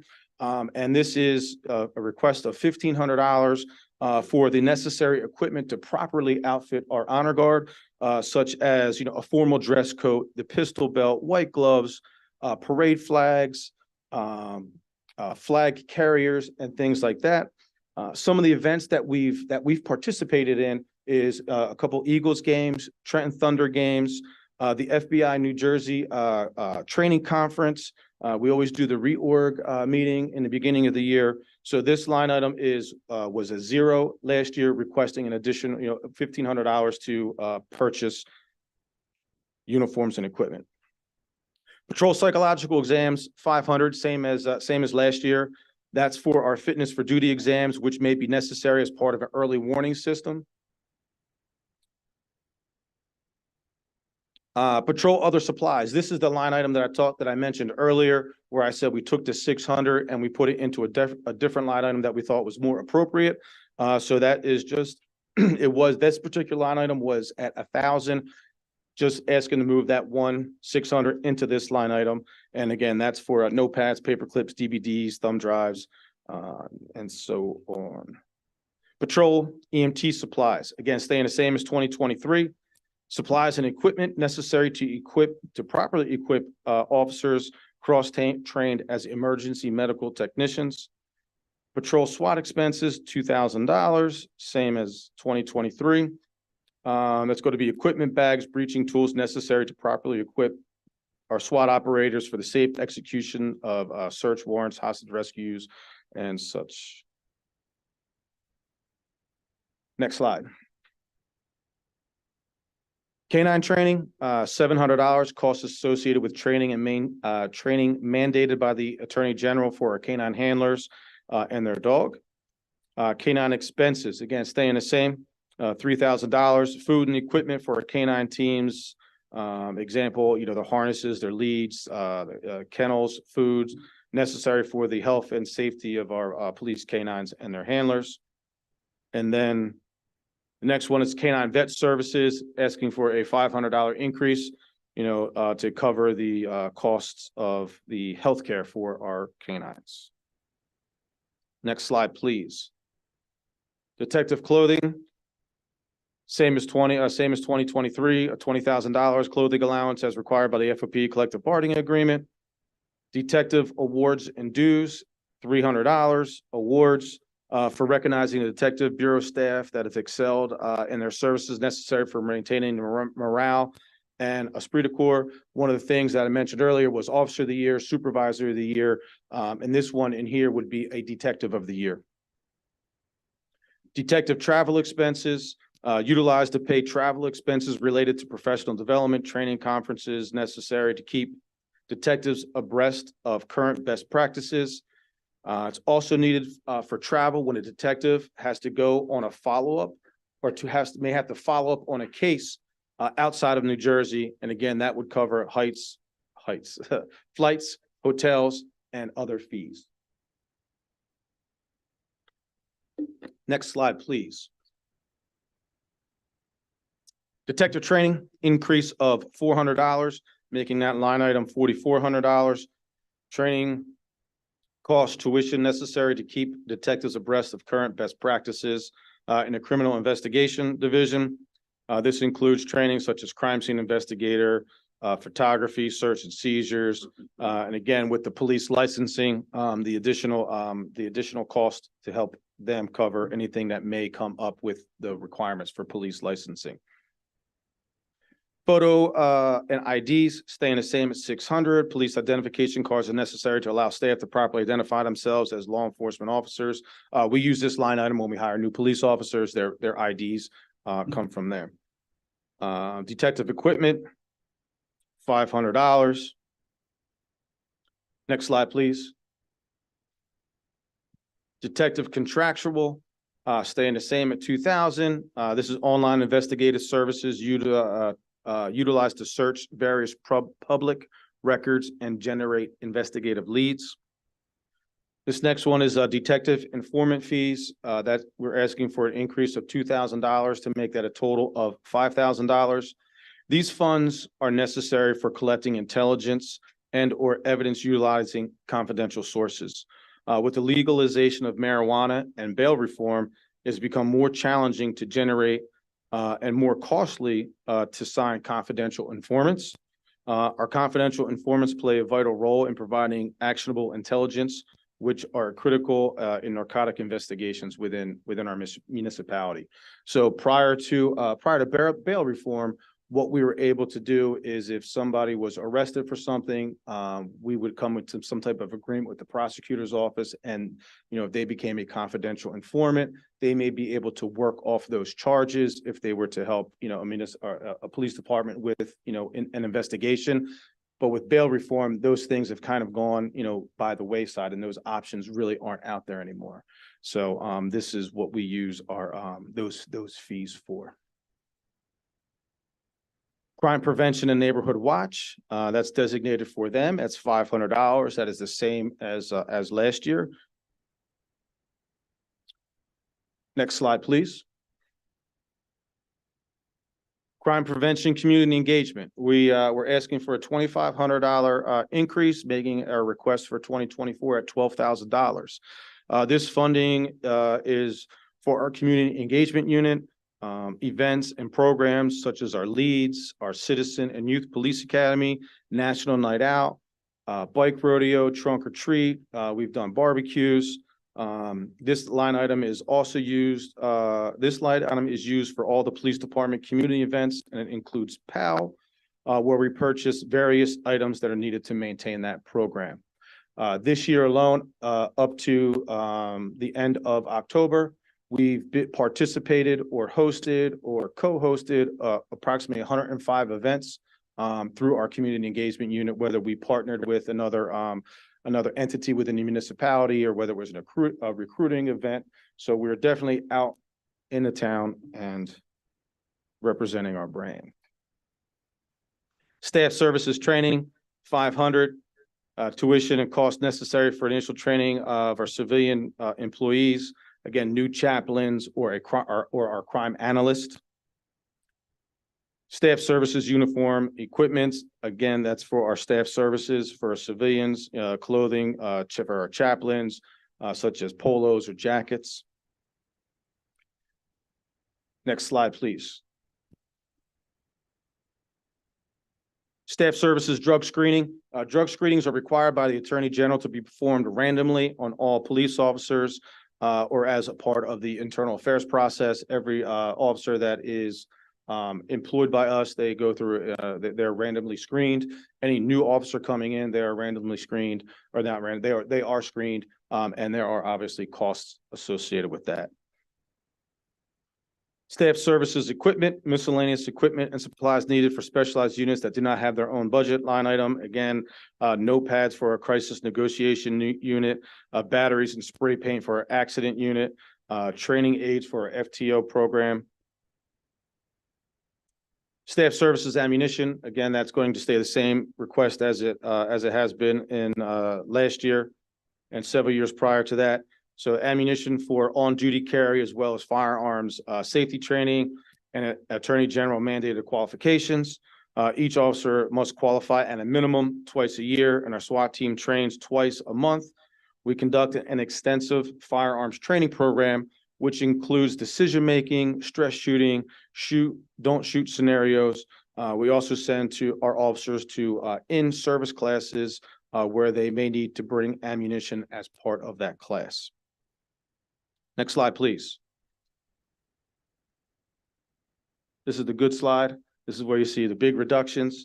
So staff services contractual, you'll see there's a $30,000 decrease in that line item, bringing us down to $28,000. Those contractual line items or those contractual services were for the delivery of police services, accreditation fees, leads online, their Cooper EAP program, our FTO software, internal affairs software, evidence management software. And again, because of some of the things we were able to do in 2023, this has allowed us to bring that number down significantly.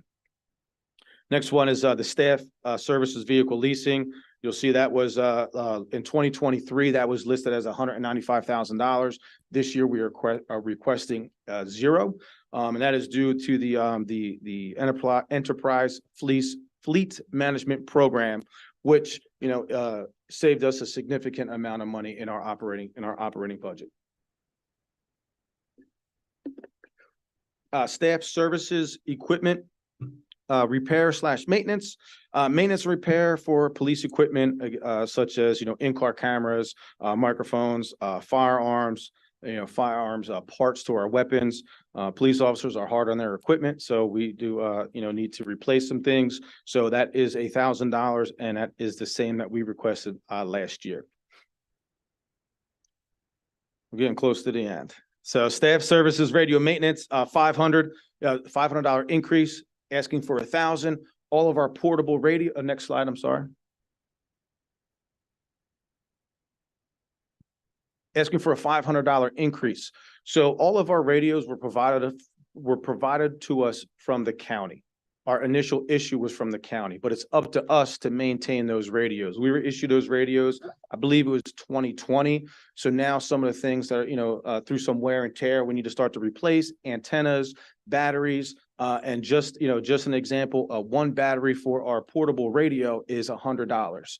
So to increase that line item to $1,000 would give us the ability to buy 9 to 10-ish batteries per year, which would over the next couple of years help us replace the batteries that we would need.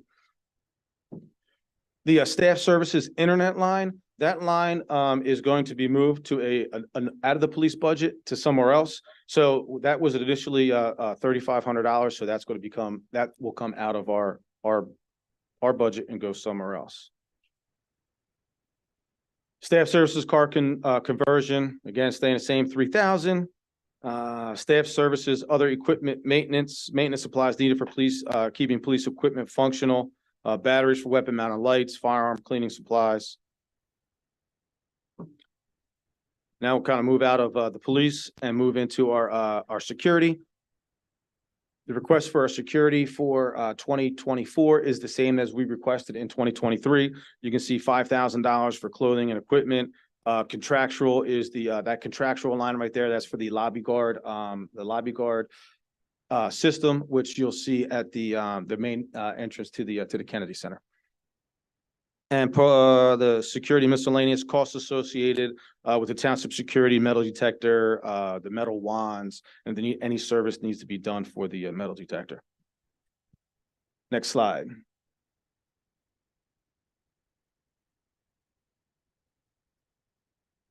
Next to next to in the on the PowerPoint are traffic guards clothing and traffic guards training. Again, same request as previous years. Traffic guard uniforms and clothing allowance as required by their collective bargaining agreement, and the training is training costs. Next slide, please. Next is the public safety emergency coordinator stipend, $5,000. Annual stipend for the emergency management coordinator, $1,000 for the training, and $250 for signs. I think they're all kind of self-explanatory. Next slide, please. Emergency management office equipment is $1,000, same request as 2023. That's the office equipment supplies needed for the administration of the Office of Emergency Management, chairs, phones, stationery, etc. Emergency management equipment. Again, that's equipment for the Office of Emergency Management, supplies for stocking the Emergency Operation Center, PPE, etc. And emergency management radio maintenance, they're kind of on the same platform that we are with the radios that were given to the county. However, they don't utilize or they don't use them as frequently as we do. So that's why that line item stayed the same. And I didn't ask for an increase in that particular one. Next slide, please. So the next slide is just for our animal control vet services. I've asked for a $2,000 increase, going from $2,000 and requesting $4,000. This is for the veterinary services necessary for admittance of stray animals into the shelter, emergency vet services, whether it's the Mount Laurel Animal Hospital, the Willingboro Vet. A lot of those fees have increased. Mount Laurel just notified us that we had a cap. Our cap was around $250. They're now capping us at $450. So, that's, we are also looking elsewhere to see where we could get those other services besides Mount Laurel Animal Hospital. So what that means is every time a stray animal or a found animal goes to Mount Laurel, the minimum that they will do is $450. So. The shelter fees, again, the same thing, asking for a $2,000 increase for that, bringing it to $3,000. And then the animal control contractual, what that is for, that line item's for our contractual services for our New Jersey Animal Control. What I did is I was able to track our monthly expenditures for New Jersey Animal Control, and I was able to project it out what we spent in up to October for them, and it kind of, give us a roundabout idea where we would be for 2024. And it was approximately, a $2,000 increase. Next slide is, again, just the summary of what we requested in 2023 and what we're requesting in 2024, and showing that reduction of $206,050. And next slide is my thank you, and I'll take questions. Thank you, Captain Bucks. Does council have any questions? Dr. Worthy? Thank you, Madam Mayor. Thank you, Captain Bucks. Yes, ma'am. I had a few questions. I do appreciate the budget and the details, very helpful. I was curious, I know that there's a relationship between the police department and PAL, and I didn't know, is there typically some sort of allocation or budget allocation for PAL? If so, maybe I missed it, but is there some funding there? So it used to be separate line items. So Okay. then I'm talking maybe 4 or 5 years ago. So then what happened is all of that got combined into one big line item. Okay, So what typically happens is we reach out to PAL, hey, what type of equipment do you need? How can we help you? They give us an equipment list, and then we go ahead and we would purchase that equipment. But there's no one specific line item that says okay, PAL $500, PAL, Okay. 2,000, whatever it may be. There's no one specific line item designated for PAL. Okay, I do know they have some needs over there and just wanted to make sure that Yes. when we get a chance to talk through the Yes. budget, that's included or considered at least. I had also for the K-9 budget, will this proposed budget adequately provide funding for the K-9 department so that they're not as heavily reliant on fundraisers and all the other things that they do to try to make sure that they are bringing in funds? Yes. It will. Yes. Awesome. Okay. There was some conversation amongst the council about having another lobby guard system, perhaps introducing one at the senior center, just initial conversations. Would this budget support that, or would we need to increase that line? item? So I did hear that, and I did watch the, that meeting, and, we do have an additional system that is available. Okay, I have to get with IT to see exactly what needs to be set up for that. I don't know the fee that we have. I don't know if it's per device. okay. So I have to have that conversation with Mr. O'Brien to see if that is, if that's feasible to take that one machine that's not currently being utilized and put it over to the senior center. Okay, thank you. I am happy to see an increase in money for awards to show appreciation to those who are serving. So I'm excited about that. Thank you for that.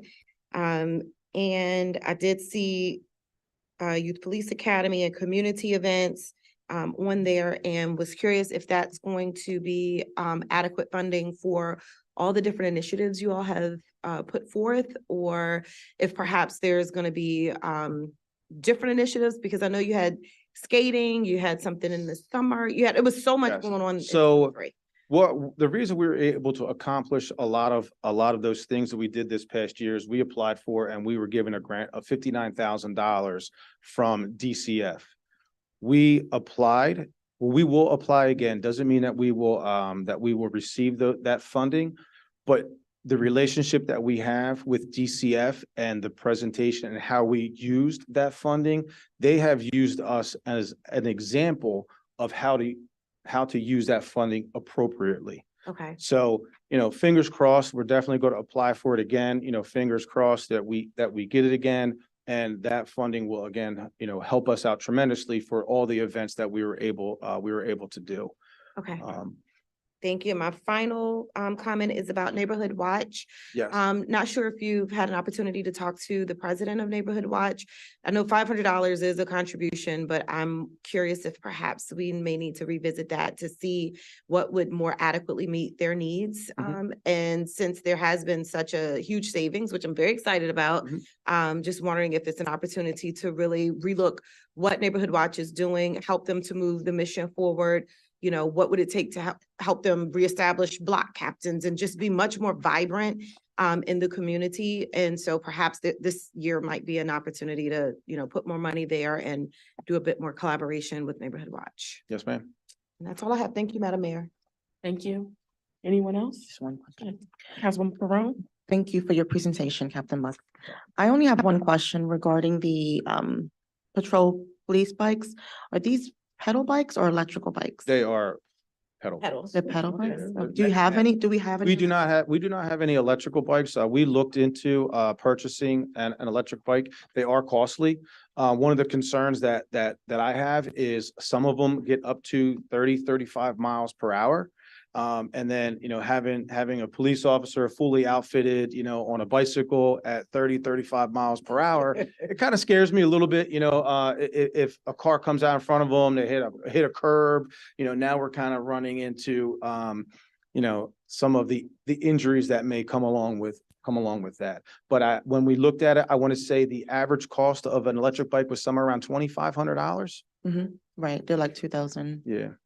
Well, I think he wants motorcycles. Is all that I heard. no, I. You gotta push the meeting along. Okay, that's all I wanted to know, if those were, Yeah, they're all manual. the manuals. Because when you say but all- certified, there's. So they have to go to a specific class to be able to ride a bicycle. There's a week-long training course where they have to demonstrate the proficiency in riding the bicycle. There's certain courses they have to go through. So, Okay. yeah. Thank you. Thank you, Councilwoman Peron. I just have a quick question. I know our biggest drop in the police budget is the vehicle leasing. Yes. Is there a portion of that money that's absorbed in another part of the budget, Mr. Harris? Is there? I know it's a nice drop here, but is there some cost somewhere else? There are other leasing costs, that the township will absorb, but they are townwide and not specific to the police department. Right, okay. I appreciate it. Thank you. And I'd like to open up to the public. I apologize, Councilman Anderson. No, thank you. I just want to say thank you so much for, again, another thorough report. Being able to cut corners, cut some of that extra fat off the bone, and presenting us with such a reduction in your budget. So once again, I just want to say thank you. Thank you to your team and all that you do. Thank you, sir. I appreciate it. Thank you. And I'd like to open it up real quick to public comment for issues or concerns or questions regarding the police or public safety budget. Public comment is now open. Please state your name and address. Is there anyone online? Yes, Brown. Okay. Yes, good evening, everybody. Thank you for the report. I wanted to ask you about the police license. Ms. Brown, sorry. 78 Executive Lane. Thank you. Actually, Murphy signed the law for police license program. Is there a way you can get reimbursement from the state for the license? So your question is there reimbursement from the state for the police licensing? Am I correct? Yes. No, ma'am.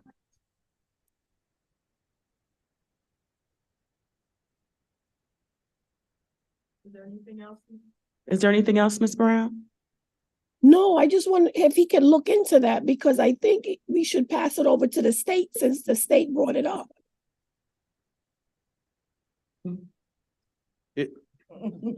It was brought up by the state. The state is requiring it, and the state is requiring each officer or municipality to incur that cost.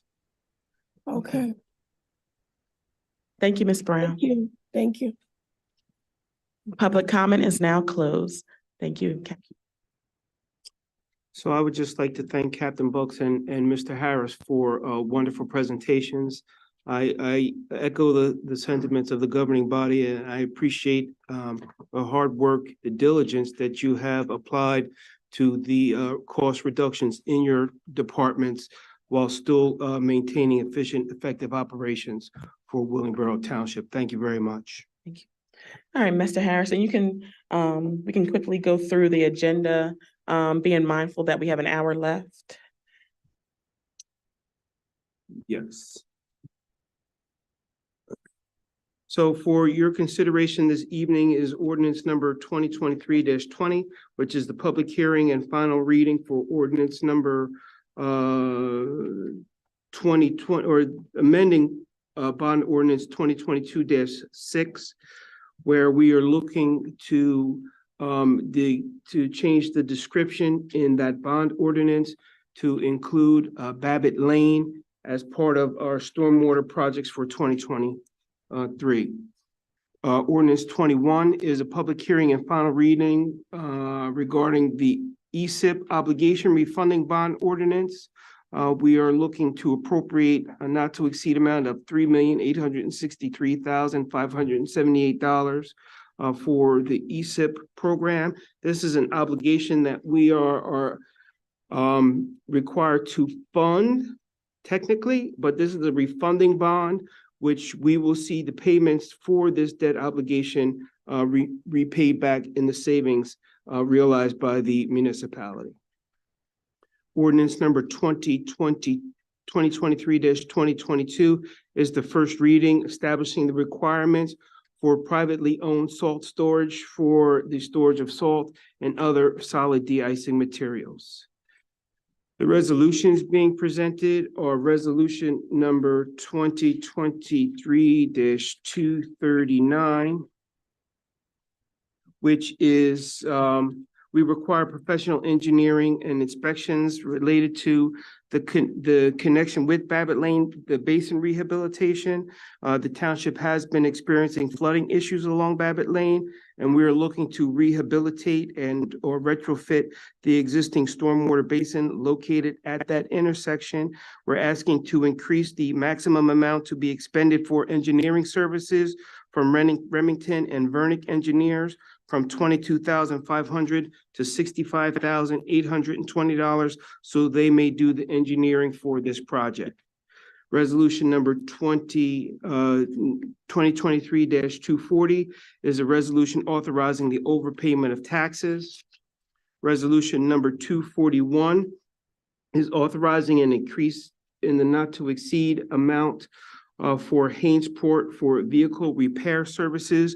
As Acting Director Harris was explaining, there are sometimes we are required to do very expensive repairs.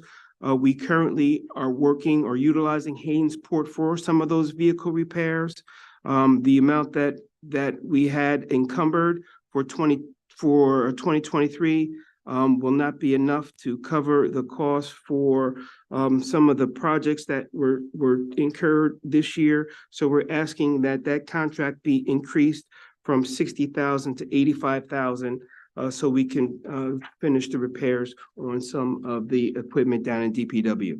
Resolution number 242 is a resolution entering into an agreement with Delta Dental for our dental and vision benefits for our employees. Resolution number 243 is a resolution appointing a municipal emergency management coordinator for the township of Willingboro and assigning a $5,000 stipend for that position as well. The reason that we are actually doing this by resolution is because there was no formal position in the salary ordinance, so there was no other way to distribute the stipend without the appointment by the governing body. Resolution number 244 is a resolution authorizing a grant agreement between Willingboro for the Mill Creek Park in the state of New Jersey for a electric vehicle charging station. In 2022, there were applications that were put into the state of New Jersey. At the time, those applications were rejected. The state has opened up those funding opportunities. So we are going to resubmit our prior applications for up to $24,000 grants each for additional electric charging stations. So this is kind of very similar to resolution number 2050, numbered grant opportunity number 00816. So those two will mirror each other. Resolution number 245 is a resolution authorizing an execution of an access agreement to install monitoring wells on township property. The former owners of Methadone Electronics located at 10 Industrial Way. They are conducting an environmental and remediation investigation that is required by the New Jersey Department of Environmental Protection. They require temporary access and installation of a monitoring well at the DPW yard located at 25 Industrial Drive. And that will involve drilling and installation of the well, as well as future periodic access for them to go in and do sampling from that well. They are trying to meter the expanse or the movement of the contamination off of the initial site. So that is why they are asking for us to allow them to put a well there so they can do sampling. Mr. Harris, just if I could chime in. I did review the draft agreement that was sent over by Method. There were several provisions that I felt were needed, including defense and indemnification, hold harmless, which wasn't included. So I've revised the agreement. The agreement we're going to authorize tonight is the one I prepared that includes those protections, and that's what we'll send over to them for execution. Thank you. Resolution number 246 is a resolution to enter a contract for the acquisition of bathroom remodeling services for the township facilities here located in the municipal complex. We're looking to remodel the men's room and the ladies' room on this floor here. with L&L Legacy Construction. They were the lowest responsible and responsive RFP at $37,050. And we are asking that that contract be awarded. Resolution number 247 is a resolution of the township authorizing a contract with Omnia Partners, formerly U.S. Communities, which is a cooperative contract vendor for Tozer Train for HVAC services. Back in 2021, one of the HVAC units down at the JFK Center went out of service because of equipment production and parts and things. It has taken an abnormal amount of time to receive those parts. Unfortunately, at the time, the expense was not encumbered in that budget year. So we are now required to fund the replacement of that heat exchanger at JFK Center, which contracted at $20,696.36. Because that unit was out of service at the time the ESIP work was done, they would not include that as part of the ESIP. But that is the unit that controls the main heating and cooling in the banquet hall. So we are looking to award that contract to Tozer Train so we could get that unit replaced. Resolution number 248 is a resolution authorizing an increase in the not to exceed amount for Falaska Mechanical to provide plumbing services. We're authorizing or asking the council to authorize an increase of $10,000 for the cost of plumbing repairs and related services from Falaska Mechanical. They are, well, you remember in a previous meeting, we did extend the contract for them for up to 2024 because we had not expended the full amount. They are going to cover the cost for the winterization of our outside facilities, the bathrooms at the pool, JFK, the outside bathrooms at Broido Park and things like that, as well as plumbing repairs at the Willingboro Library. So we're asking for an extension of the not to exceed to go from $20,000 to $30,000 and combined with the monies that we already had that we didn't use to cover those costs for those services. Resolution number, what was it? Where was it? 249 is a resolution authorizing a not to increase amount for Belia Design, print and mail for printing and mailing services. Belia Design, we awarded them a contract in 2020 for this year in the amount of $25,000 to do some printing and design work. The main thing that they do for us is our annual calendar. Because of the way that the billing was done earlier, we actually paid for 2023's calendar in 2023, and we're actually looking to pay 2024's calendar in 2023. So we just came up a little short there. So we're asking for an increase to cover that expense. Resolution number 2050 is a resolution authorizing a grant agreement, like I said earlier, with the state of New Jersey for the electric charging stations at Mill Creek Park. Resolution number 2051 is authorizing or requesting the authorization of an increase to a not to exceed amount for Atlantic Tactical Inc. for police equipment. Again, they were awarded an amount not to exceed $50,000. For 2023, we did come up a little short and are asking for an extension of $20,000 to cover the cost for police tactical equipment for the remainder of this year. In addition to that, there's resolution number 252, which is an increase in the not to exceed amount for Consolidated Steel and Aluminum Fence Company. The township wishes to engage this company to replace 980 feet of chain link fence and install the required gate posts in concrete with all the necessary top rails and hardware at the JFK Center, There's going to be 700 feet there at the football field and additional 280 feet at the baseball field. So we're asking to increase that not to exceed from 40,000 to 70,000. Resolution number 253 is the resolution authorizing the approval of the bills. And those are all the items presented for your consideration this evening.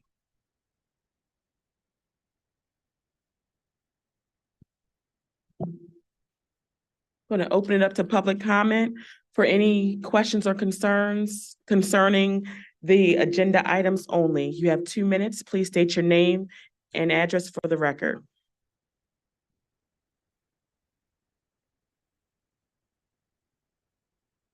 Is there anyone online? Not at this moment, Mayor. Thank you. Public comment for agenda items is now closed. Madam Clerk, for ordinances.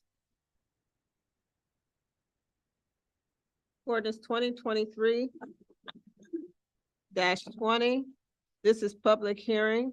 Ordinance amending section 1 of the bond ordinance number 2022-6 of the Township of Willingboro in the County of Burlington, New Jersey, finally adopted June the 21st, 2022, in order to amend the description of the project to include Babbitt Lane. Public hearing is now open.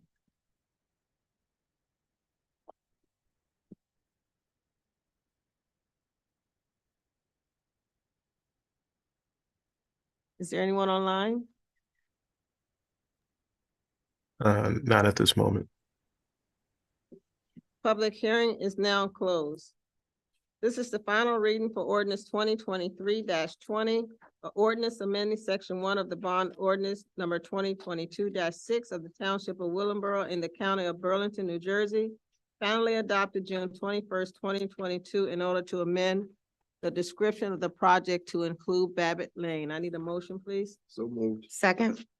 Moved by Councilman Anderson, seconded by Dr. Worthy. Any discussion? Roll call, please. Councilman Anderson, Yes. Councilwoman Perone, Yes.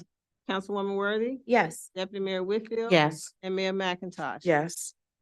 This is public hearing for ordinance 2023-21, ordinance regarding energy saving obligation refunding bond ordinance for the acquisition, construction, and installation of energy conservation improvement appropriate not to exceed $3,863,578, therefore, and authorizing the issuance of not to exceed $3,863,578 energy savings obligation refunding bond to provide for such an improvement. Public hearing is now open.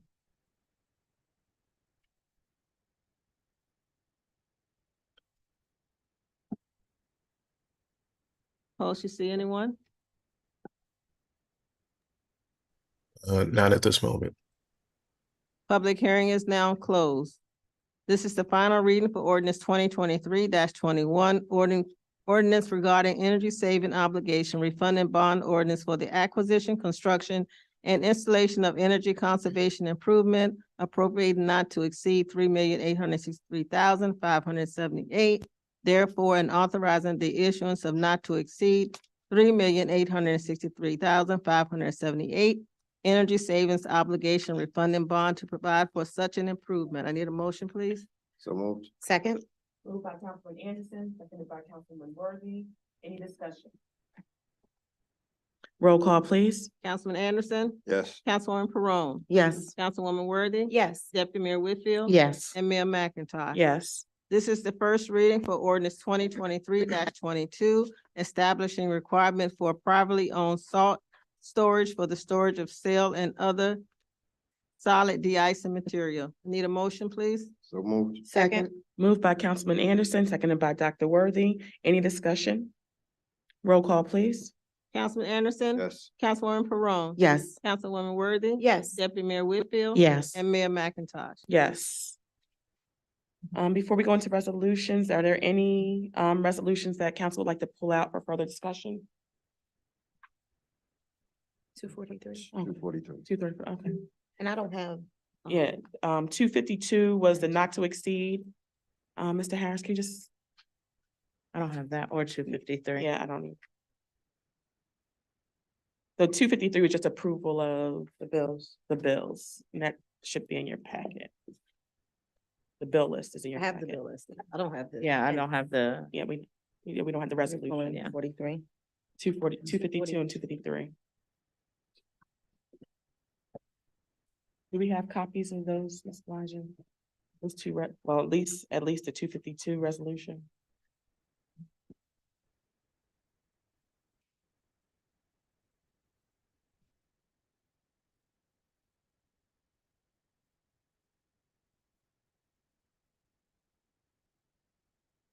Thank you.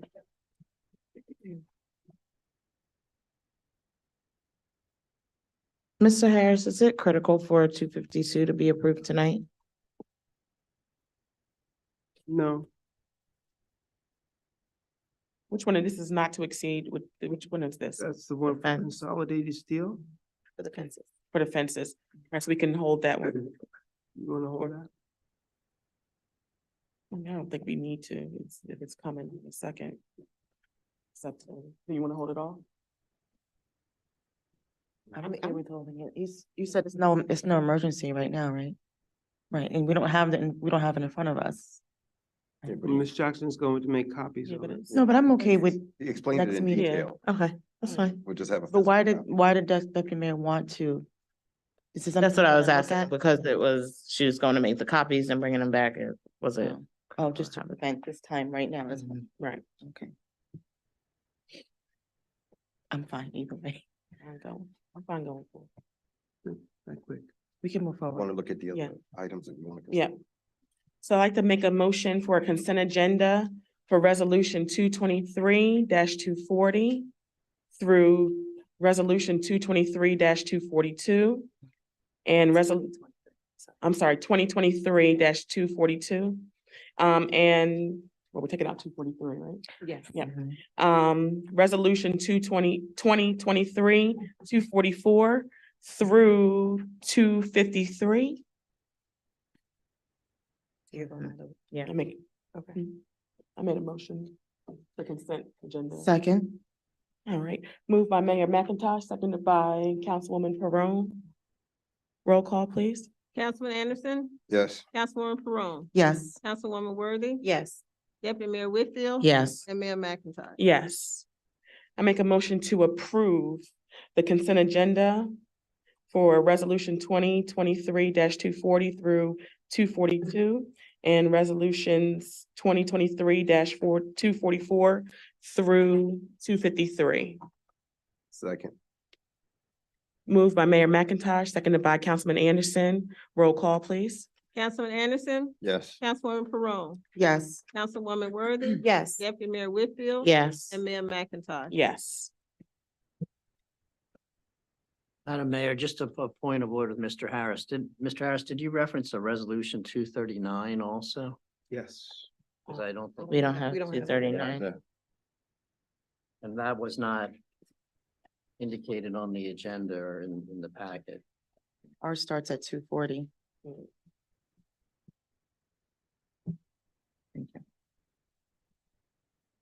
I think we've discussed that resolution in previous meetings. We had, and that was the relation, that is in the relation of the not to exceed amount that we changed on the ordinance to include Babbitt Lane. And this particular resolution was in extending the not to exceed amount for Remington Vernick. So we could award him the $43,320 contract to do the engineering for the retrofit at the Babbitt Lane and Beach Fern Lane to alleviate the flooding there. So is that one critical for this one? Because I mean, I don't want to prolong. That one critical for this meeting? No, it's not critical for this meeting. We I'll have, go with the will of council if they're comfortable going forward or if we want to wait for that one. What is the issue? Oh, the 139, the 239. 239. And you're saying it's associated with 240? correct. Okay. So I believe on the back of the ordinance is the, No, It's associated with ordinance It's associated. 2023-20, right? Correct. Oh, we ordinance have- 2023-20. Mhm. We have have all the we have all the information. Yeah, we have information, it. we just Right. didn't have the actual resolution. I'm okay with approving. Okay, so I make a motion, oh, do you have to go through that one? We took that one out. Yeah, No, we it's in- need to do it that way. Okay. You have to Um, include it in this, the Okay. grouping. Well, that grouping's already done. I'm gonna let. No, we Oh, we can just do this independent. Yeah, just do it as standalone. Mhm. Resolution 2023-239, resolution authorizing an increase to the not to exceed amount for Remington and Burnick engineer for the provision of engineering services to the township of Willenboro. I need a motion, please. Second, Moved by Councilman Anderson, seconded by Dr. Worthy. Any discussion? Roll call, please. Councilman Anderson? Yes. Councilwoman Perone? Yes. Councilwoman Worthy? yes. Deputy Mayor Whitfield? Yes. And Mayor McIntosh? Yes. And then 243. Resolution 2023-243, a resolution of the Township of Willenboro appointing a municipal emergency management coordinator for the Township of Willenboro. I need a motion, please. So moved. Second, moved by Deputy Mayor Whitfield, seconded by Mayor McIntosh. Any discussion? I have some, Madam Mayor. Yes. I understand that the appointment is by Mr. Harris as the township manager. And the council is approving or would approve the funding. But I do have concerns about us not receiving information that's been requested. And this isn't the first time, so it's a pattern. So I just wanted to note for the record that we're not receiving what we've requested. And this, although I understand this is an appointed position. I have a question. Yes. What is this a paid position? Mhm. Yes. Stipend, So what is this, there's no money written, 5,000. Mhm. am I missing it? Is it here? 'Cause I don't see it on here. It's in resolution 243. Yeah, that's the one I'm looking at here. I mean, okay, here. And it's Is that what's supposed to be this? There's nothing, there's no numbers here. At least, It's in the ordinance, though. That's how much it was. okay, I don't see it though. Is, what I have here is the item cover page. And it lists here that the term of 3 years. It lists the person's name. And then that's it. So you have it where it shows, can you show me where you see 500, you see 500? It's 5,000. Where? It's in the ordinance. The ordinance dictates. Oh, the but it's amount. not here No, it's in not this one. listed in the resolution. Okay, So it's Mr. Harris's appointment. okay, that's how much it always is. Right. Yes. Okay. uh-huh. Then what is your issue, madam?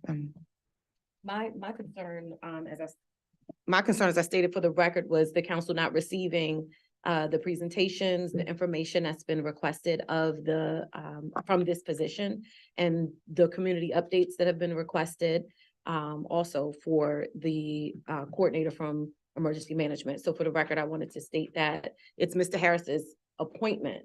We don't get to choose who he appoints, but I just wanted to state the concern that I brought before. You don't see who, all the other applicants is what you mean, or? It was just for the record. It was stating it for the record. The work that's required as part of the position. Okay. Any other discussion? Roll call, please. Councilman Anderson? No. No, based on the information that we requested, we did not receive accordingly. Councilwoman Perone, I'm sorry. I'm gonna abstain. I'm so confused with this position. I'm not sure what the issue is exactly. It's his appointment. I mean, discussion's over, so I'm just gonna abstain. Okay, that's fine. I abstain. No. Oh, my bad. Go ahead. Councilwoman Worthy? No. Deputy Mayor Whitfield? Yes. And Mayor McIntosh? No. Thank you. Okay, Madam Clerk, moving on to treasurer. Treasurer report. What's that treasurer report? Okay, I didn't think so. Yes, there was. It was one? Yeah, treasurer report. We have a copy of it. Okay. I need a motion for a treasury report, please. So moved. Second. Moved by Councilwoman Worthy, seconded by Councilman Anderson. Any discussion? Roll call, please. Councilman Anderson, Yes. Councilwoman Perron, Yes. Councilwoman Worthy, Yes. Deputy Mayor Whitfield. Yes. And Mayor McIntosh. Yes. Not doing an approval of minutes. Was there reconsideration for 252, or did I miss that? We said we. That was included. It was included in the consent. Okay.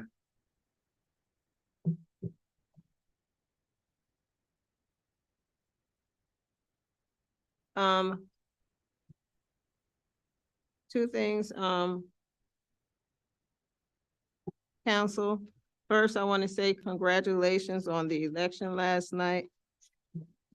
Thanking God for your clean, no shade campaign. Congratulations. Also, it's been my pleasure working with, you all. This is my last,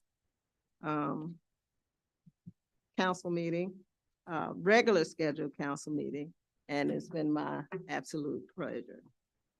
Two items for you, tonight. Liquor license, we did have one. It closed on November the 1st, and it was, Smokehouse 1911.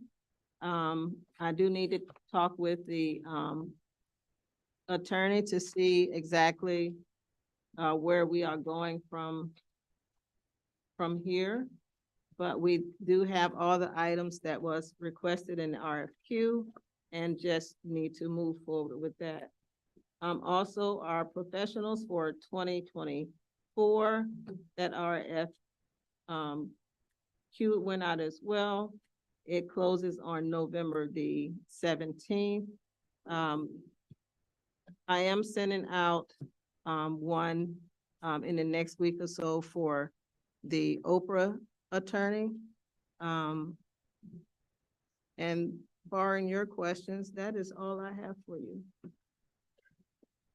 Does anyone have any questions for the clerk? Are there any updates from zoning board? As far as, Anything? I know they had a meeting this last week, but I'm not sure what was accomplished. I don't have a update from Okay. Okay. zoning board secretary on that meeting. Any other questions? All right, thank you. Moving on to unfinished business. Does any council member have anything for unfinished business? I just have one, Madam Mayor. Yeah. Okay. Thank you, Madam Mayor. Mr. Harris, I just wanted to make sure that if there's anything needed from council as we move forward, getting ready for the teen night in December. I know we don't have we don't have maybe but one meeting between now and then. So if you need anything from council, I know it's a collaborative effort and I trust Recreation's doing amazing stuff. But if you need us to do something, please let us know. Thank you. And the toy giveaway. Yes. Okay. And if you would not object, if Ms. Jackson could just take a minute to give some of the other items that are happening for the upcoming I'm month. deferring to the mayor. She'll be short and sweet. But Good you're off the evening, hook. everyone. Good evening. Good evening. So really quickly, in addition to the Jolly Jubilee Teen Night, which will be on December 15th from 6 to 9, we will also have the Jingle Jangle Jam that same night at the Kennedy Center from 6 to 9. But preceding that, because it's the most wonderful time of the year, we will kick off our holiday season with the tree lighting event on Friday, December 1st at 7 o'clock right here in front of the complex. And we are so excited to welcome the Willingboro High School Marching Band, the Conglomerate Drill Team Squad, Alpha Baptist Church Choir, Hawthorne Park Choir. We're gonna have hot chocolate and cookies and fun and Santa Claus is Short and coming to sweet. town. So we are looking forward to that on Friday, December 1st. Santa Claus is coming to town on December the 9th. Thank you. They'll be there all day, so look for them in your park. And then we're very excited about it's time to light up Willingboro. So we are having a holiday house decorating contest this year. And we're inviting all of our residents to decorate their homes and illuminate them with the holiday season. We're asking all submissions 1 month from today, which is December 8th. And we will have judges that will go around and take a look at the houses that are submitted. The judging will occur during the week of December the 11th. And then we will present a first, second, and third place winner. We will be presenting gift cards to our first and second, third winners. So we are looking forward to that special season, and that will wrap up our holiday celebration. Thank you. Did that answer in terms of the help, anything that you Yes. needed? anything? Yeah. You'll let me know. We will let you know. Okay, thank you. Councilwoman Perone? Well, with regards to, Councilman Worthy's question, is that a township event or this is the committee, the team? You said this team? Go ahead. Okay, so I talked to Mr. Harris about it, and the response was that it would become a recreation event with support from the Youth Advisory Committee. Right, So that's what I they're was trying to taking- remember, Youth Advisory Committee. Right, So but they're, recreation is taking it so that it will be a cohesive event of something, so that it's something for grades K to 12 happening. So the previously Jingle Jangle Jam was the young ones. right, And then once Youth Advisory suggested teen night, we did it, we tried it. Just Rex combine. says, okay, and now it's one big thing. okay, so it's recreation and the Youth Advisory working together with that event. Rec has the lead and we're supporting. Oh, you did, okay. Mhm. Okay, thank you. So my question was relating to the bids we had discussed a couple of meetings ago with regards to the sanitation. Did we have any update on that? That is still being worked on. That we will probably have that prepared for you probably mid-December. Okay. All right, that was my unfinished business. Thank you. Thank you. Thank you, Councilwoman Perone. Anyone else for unfinished business? Okay. Anything for new business?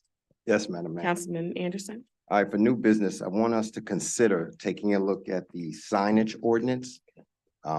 This year, we know we had a lot of candidates running, mostly from the school board. The town started to look like confetti. And, you know, the ordinance was being enforced. But from the political landscape, it was a little bit of a headache, you know, when signs were being removed and so forth, because in past years, we really didn't enforce. So what I would like to ask support of is if we can relax the sign ordinance from early voting to, let folks know until the day after election, if we can relax the ordinance for that time period. Also, what came about of this, the medians and certain areas were just littered. It was signs like every 2 feet apart. If we can consider or come to an agreement on how much distance should be between each sign, how many signs can be in a particular parcel. So if that's something we can discuss as we review this, as well as when you apply for the signage permit, it states on there, I believe 14 days after the election to remove. But when you look at our ordinance, it indicates 5 business days. So I think we need to take a look at that, come together to see, what that's going to be. And the other issue we had with the election cycle and the signs is at the schools. When we're marking off, 1, it should be marked off with a wheel. And then 2, is it possible if we can speak with the school district to see if there could be some type of permanent marking put out there, whether it's something on the side, something to that nature, because it was just too many complaints. And it's not just this year, years past, where there's complaints about electioneering when you have 100 feet. Some of the polling locations, the cones were 1,000 feet and beyond. So if we can just look at this whole piece together and see what we can come up. It's nothing for discussion tonight. Just wanted to bring it to the table due to the late hour. Well, in terms of the signage ordinance, can we just distribute that to all the council members? I think you just have to revisit the whole ordinance and review and come to a consensus. I just want to add to Councilman Anderson's, I do agree we need to relook at that, but because I got a lot of calls as well. I think there's an issue with the application process. That's not clear as well. I think candidates had to identify street names, and there was some confusion there, so I think that needs to be looked at as well. Great. So if I may, one of the major concerns or issues with the sign is the placing of signs on public property. It is law that no political signs can be placed on government property, whether it's municipal, whether it's state, or whether it's federal. So most of the issues with the removal of signage has been from the town's perspective is because it was ill-placed. And I'm sure Mr. Crook can support me in what I'm saying from a legal standpoint. So as far as relaxing the ordinance, there is no, you cannot relax state law. I never heard of that either. I was, We're Yeah. review the word. Review it and then, Okay. you know, align with legal. And I'll, of course, give you my input, so we'll. yeah, I've never heard of the language relaxing an ordinance. I just never heard of that. I think he, I not would just sure say about revisit this, and but I think what I think we he do- meant, you know, just Right. revisit and look at. And just fall back from, get out the vote, early voting till, you know, because once again, it was a lot of, from the county candidates who had just dropped a ton of signs, all of a sudden they're gone. So then they're looking at, we're all looking at each other like, who took our signs? Right, right. So it's just something for us to I discuss understand. and look No, at. I think we should look into it, but yep, I agree. All right. Mhm. Thank you, Councilman Anderson. Anything else for new business? Okay. The county recently included free Wi-Fi in the parks. And I would like for us to visit what that could look like for Willingboro in terms of pricing and access. And I don't know how labor intensive it is, but the county just successfully did that. And I think it would be a wonderful amenity for our residents. Good. Thank you. Would you like, you want them to investigate that further? Yes. Okay, do we have a consensus with council? Yes. Yes. Yes, thank you. Oh, they were on the thing, okay. Oh, okay, I'm sorry, thank you. We have also discussion 2023 best practice inventory. Mr. Harris? So we are required by law or by policy of the state of New Jersey to fill out these best practice questionnaires every year to determine how much of our state aid that we get from the state based on our grade. But we are also required to discuss it in the public forum. So we did our best practice inventory for 2023. We received a score of, what was our percentage, Ms. Eusebia? 38.5, which qualified us for 100% of state funding. But again, it has to be discussed in the public forum. So if there are any questions, issues, comments, I believe everyone has the inventory, so you can review it and go from there. Other than that, That's in our packet. I thought I saw that. yes.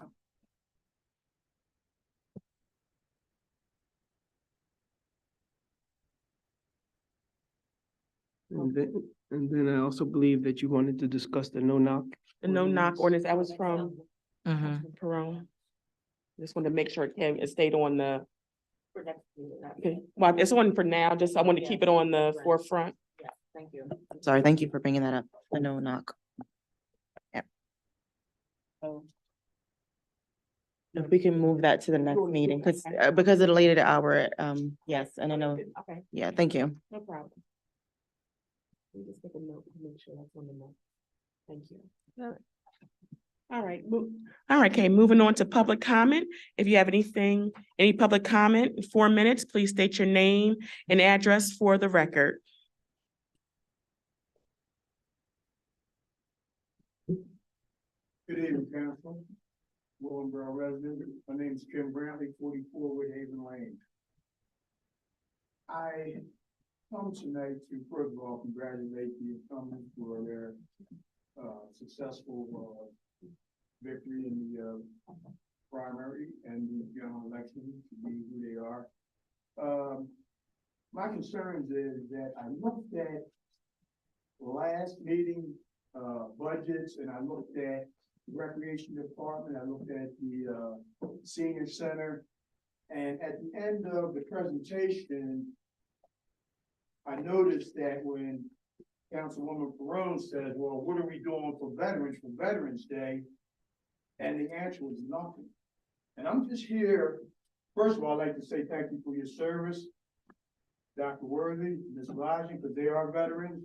And I am totally disappointed at this council that we would have nothing in this township of Willingboro for veterans. It's appalling to me. It's really a disgrace when we're throwing out figures of hundreds of thousands of dollars for jazz festivals. That night of Veterans Day, they're having something in the banquet hall. I just don't understand it, because when we look at the history of Willingboro, if it was not for veterans fighting for us to live here, we wouldn't be sitting in these seats.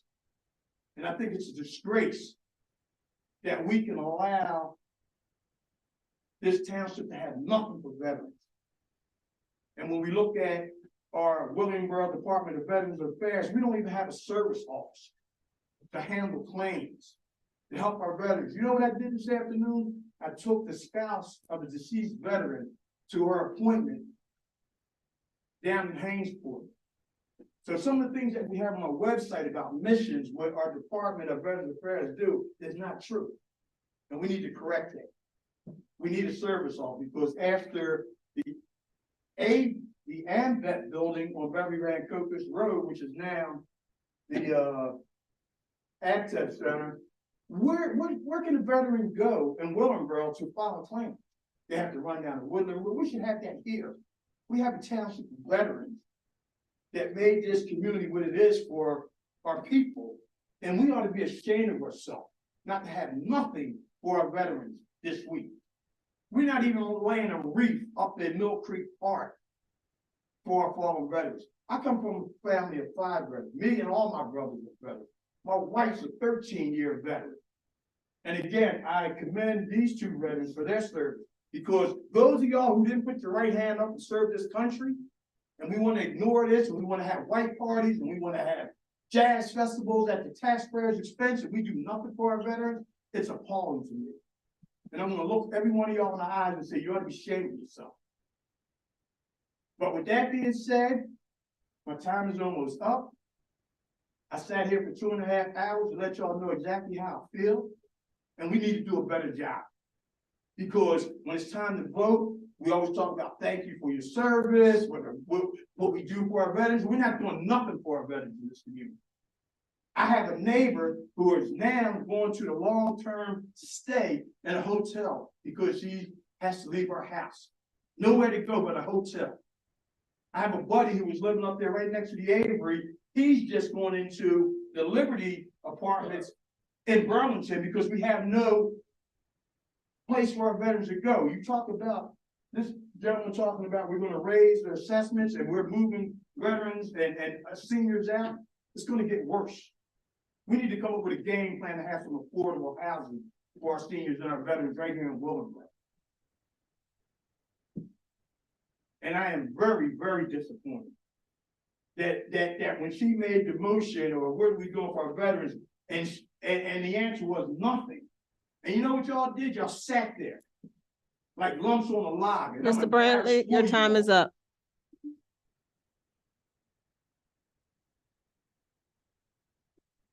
Any other public comment? Anyone? Mr. Johnson? And thank you for your service, all the veterans of Willingboro. Your service. Good evening, Gary Johnson, 54 Gramercy Lane. Right, yeah. It's the first time I think it's just not working. Good evening. Yeah, give me My the name mic. is Gary Johnson, 54 Gramercy. You don't succeed, give up. Gary Johnson, 54 Gramercy Lane, Willingboro, New Jersey. I'm a proud resident of the township of Willingboro and have been a proud resident. I feel that I have a right as a citizen to an opinion, regardless of how many people approve of it, but I've got my 2 cents and I'm going to speak it. I have served this community in many ways. I've served on the school board. I've been a member of the zoning board. I'm currently a member of the Environmental Commission. I'm a member of CERT, CART, MRC. I've really tried to be out there. but I'm a member of CERT and I would like to relate to you something because I was very disappointed in the vote that was taken tonight. But some years ago, forgive me, in 1984, well, I don't remember my dates very well, but many years ago, there was a terrific rainstorm. It flooded the roof, I found out later, of a house in Burlington for, and I don't mean this to be demeaning, but mildly retarded people. It caved in the roof, flooded the home, which was later declared or immediately declared uninhabitable. Burlington had no place to shelter them. And I don't know how many they contacted, but they contacted Mr. Carroll, who was here today. And he, with no people at his hand, said, yeah, we'll take them. And so he started calling the members of the CERT team. I received my call sometime late as I was just about to get in bed. We had landlines then, the loans didn't give a name. So all I heard was Mr. Carroll say, Gary, I need you. And I said, where and when? He said, the EOC. I said, I'll be there. Because I respected that man to that point that he could call me anytime and say, I need you, and I'll be there. And so I went there. I found other members of the organization there. Some were making phone calls to other residents or other members. And I set up with other people. We were setting up cots and bedding. And within an hour, we have the bedding and the cots set up to accept those people and shelter them for 2.5 days at the Kennedy Center. And I don't know whether I've been a member of the school board. I don't know whether they could do that at a school or not, but we did it one evening at the Kennedy Center. So I would have to put my 2 cents in that I agree with Mr. Carroll that the Kennedy Center is a logical choice for at least the initial emergency shelter. Now, if it goes on for a longer period of time with more people, then maybe we have to consider some other facilities. But the Kennedy Center, I agree with Mr. Carroll, is a logical place to have it. And quite frankly, I was disappointed in the vote, although I do congratulate you on the election. Thank you. Thank you, Mr. Johnson.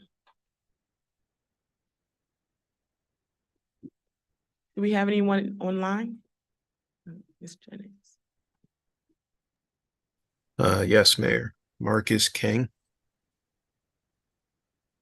Okay.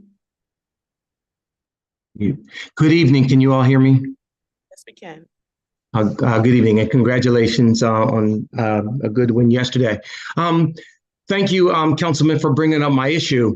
I was one of those people who tried to follow the rules of the township. Yes.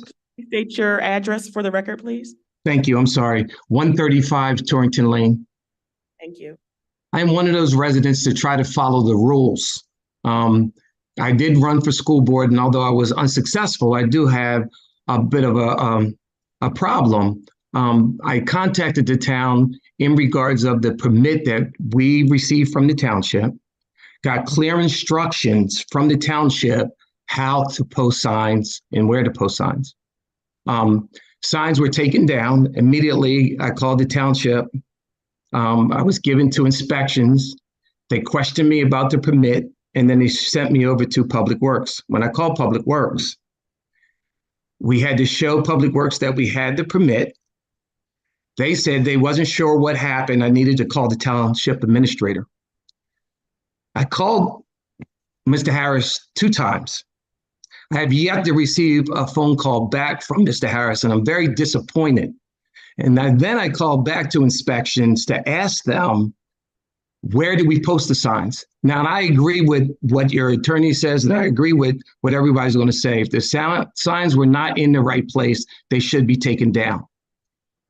But the fact that signs were taken down and other signs were left up during work hours where Public Works were given instruction to take signs down on areas as ATAP, and I'll use that one because that's one of my signs, and it was on that property. Public Works took them down.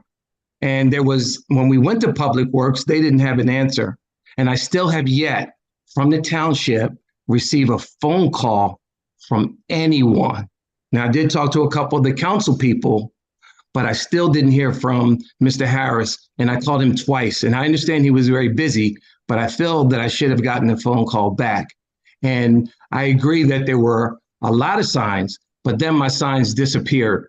And we didn't have as many signs as other people had up because they were taken down by Public Works. And my real issue is they were taken down during work hours where they could be fixing our streets, but they were taking our signs down.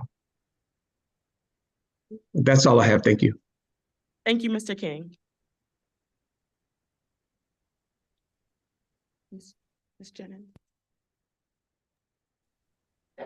All right, Maddie Mallory. 1 second, 1 second. Oh, sorry. One in person. You want to wait? Okay. You can proceed with Miss Mallory.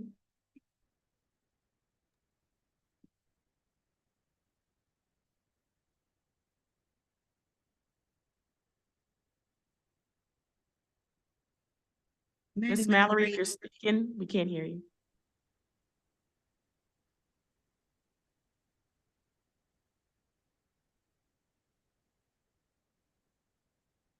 Good Ms. evening. Mallory? Yes, we can hear you now. All right, Maddie Mallory, Hudson Place. One of the things that I wanted to talk about is when it's time to pay taxes, we need to come up with a better system than what I experience trying to pay taxes. For instance, today, my neighbor went to pay taxes, and she came back and said that the line was wrapped around and there was only one person. So, I think we need to come up with a better method when it's tax time as to have more people working. And this was like between 1:30 and 2 o'clock. And the other thing is trying to find a place to park. I know last time I had to go 3 times in order to find a parking space. So that's a concern that when it's time to pay taxes, I think we need to look at, a better system as to how we set up for paying taxes. The other thing is, I put in a Oprah request a couple of weeks ago, maybe almost a month now. And one of the things that I wanted to find out was how many, or if there were any council people who did not pay property taxes. And of course, when I got the report, I found out that there are members of council that do not pay property taxes. And, I was really taken back by that. I thought that that might have been one of the requirements, that if you're on council, you should at least be a taxpayer. And also in my Oprah request, I wanted to know how many persons in the WMUA that paid taxes. And I found out that we have people in leadership positions that don't pay taxes. So I don't know how you think that this is fair and how we're going to have a better Willingboro if everybody does not stand up to, taking on what their responsibility is. So I was very disappointed to find out that we have persons in leadership positions that don't pay property taxes. The other thing is, as far as the signage, that's the least of our problems.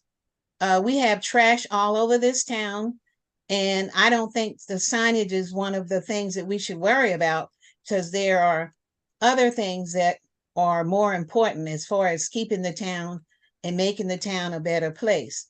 So if we're going to have a better Willingboro, I think everybody should take ownership and be responsible for doing their part. And that's all I have to say. Thank you, Ms. Mallory. All right, Ms. Jennings.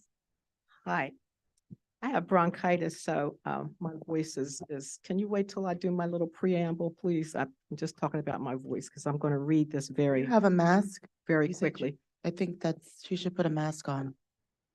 If you have bronchitis, that's It's not contagious. catching. I was in the hospital. It's I know. fine. Did you have a mask? I'm concerned. She's speaking at the microphone. She has bronchitis. Can you put a mask on, please? This is, a lot of people have already died from, Bronchitis. yes. Please, put a mask on. Well, I'm sorry, I don't have a mask. Okay, well then, don't speak into the microphone at least. Can you all hear me without me speaking into the microphone? Yes, we can. I'm talking to the council, that would be me as well. Jacqueline Jennings, 169. Can you start me my time again, please?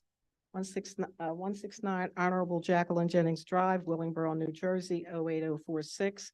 First, I want to take this opportunity to thank the mayor and council for naming a street after me. Waste of money. I thank everyone who came out to share in the sign hanging celebration Don't interrupt me.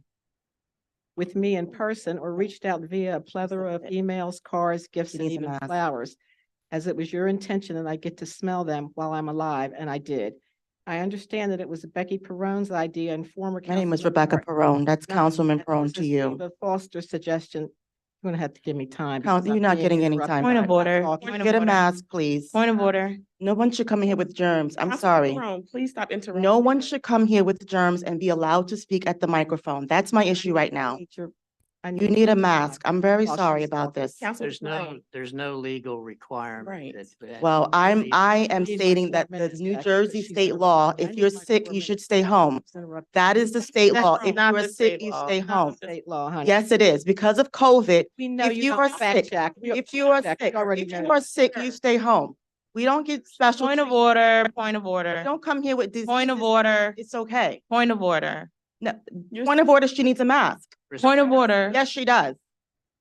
Mr. Crook, Respectfully, there's no legal. Look up basis COVID for laws. requiring- If you're sick, It- is to stay home. You could have called in on the Zoom. Okay. We offer that. If you're sick, call in. Perone, you are I was interrupting saying the meeting. before I Because was she is so spreading germs. Rudely interrupted. Right, you can start the clock, Ms. I'd like to thank the township manager, Mr. Harris, and Mrs. Blygen, township clerk, as well as staff for making the event run smoothly. Of course, I thank God for the sunshine. It was perfect. In the spirit of transparency, I want to bring the attention to those assembled here tonight, as well as those attending electronically, this flyer, and I hope everyone can see this online. Can I get a copy, please? Yes, you can. This flyer that was placed in my mailbox unstamped, which I believe is a federal offense, and which many sitting here received via metered mail. Think of it as a public service announcement. As the document is titled, Willingboro has a right to know. The very first thing that Willingboro has a right to know is that everything written here is a vicious, despicable lie conceived and devised by one woman and her 2 lackeys who incidentally attempted to run for council and received a little over, very little in fact, 100 votes. The purpose of the document, one can surmise, was to point fingers at the incumbent council members and in an imagined coup, take over the council. What a joke. A 4th council member who wasn't even running, as well as myself, was also targeted. I take this personally. There was only 1 council member suspiciously absent from the document, which of course, without even connecting the dots, was not only a clue to the perpetrator, but made you say, My mother always told me that when you point a finger, the 3 remaining fingers point back at you. Exactly, they're So pointing pointing right at you. fingers and slinging mud at others, Becky, those 3 fingers representing you, Kim, and Lionel, bring mud back to you. I would like to think they didn't know that you were slinging dirty untruths at your fellow council members, but sadly, this isn't the case. Not only did you put unmetered trash in my mailbox, you had the audacity to send me a text message urging me to vote for the despicable duo, to which I had the pleasure of responding in caps, absolutely not. Then I called the number associated with the text and Kim answered. When I confronted him with the lies, he suggested he fact-checked the information, and it was true. He, like you, knew the information you and they were mailing was not true. He hung up the phone on me after telling me how much he respected me, and refused to pick up when I called back. Not only are you all liars, you're Point of order, it's 10 a.m., trying it's to 10 run p.m. an The meeting ethical, has to be, excuse me, integrity- point of order, it's 10 p.m. It's 10 Would you p.m., stop I'm the sorry. clock, please? It's 10 p.m. We need to restart this meeting as our ordinance states. At 10 p.m., our meeting is over. So, Madam Mayor, Councilwoman Perone, you. well, that's what Make we have the to do. motion to extend the meeting, please. So moved. Thank you. Moved by McIntosh, seconded by Deputy Mayor Whitfield. Roll call, please. Yes. Discussion? Yes. Discussion, because we're voting for discussion. Remember, we have to vote on 1. Discussion? Yes. How long are we extending it? That's my question. Because you can't just say extended. Not to exceed how much? Not to exceed 30 minutes. 30 minutes, okay. Seconded again, Mr.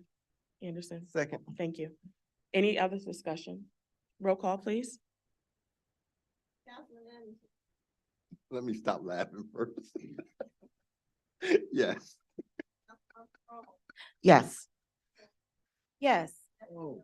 Yes. Yes. Can't make this up. I would like my 20 minutes back. You're not getting anything back. Don't tell me what I'm. You're not getting, you need to get a mask is what you were need. talking. You need a mask. Councilwoman Perone, please. I'm sorry, stop don't come in interrupting infecting public my comment. health. It's public She can go to your house and infect your health. I'm very upset that you came here and you were sick. Yeah, You are sick. You are sick and you came here anyway. That's disrespectful. What kind of mess? That's very illness. That's very disrespectful. Ms. Jennings, Ms. please. Blige, would you mind giving me my 20 seconds while, Ms. Becky Perone was. I will talk over the 20 seconds. Oh, my gosh.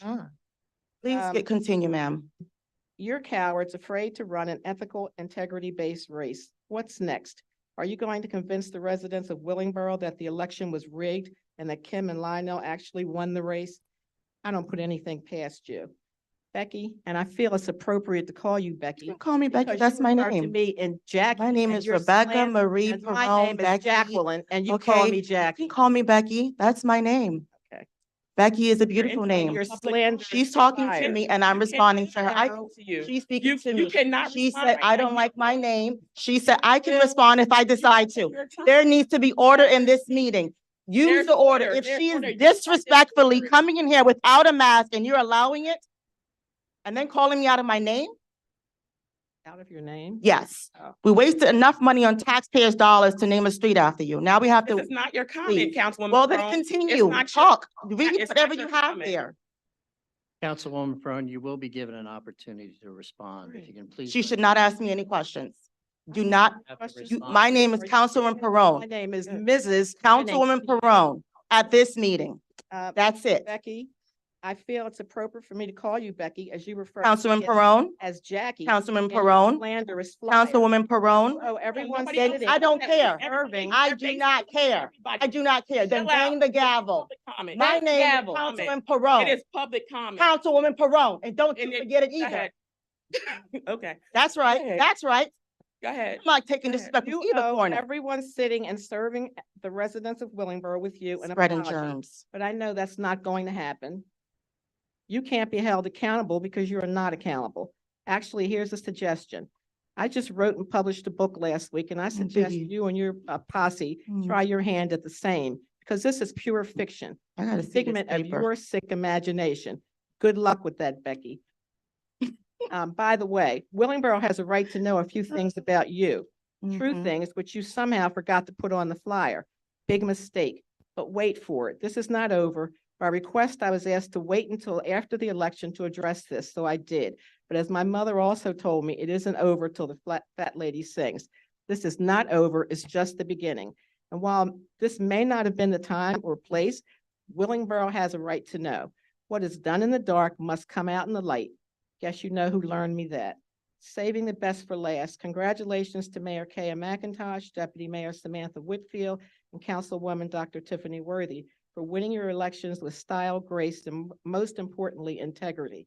I thank you, ladies, and you, Councilman Anderson, for taking the high road in the face of adversity and not joining others in the gutter.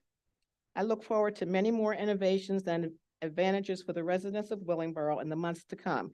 Also, congratulations to Dr. Denise King on winning a three-year term to the Willingboro Board of Education. Let me get a And copy of that flyer. job so I well can see done. it.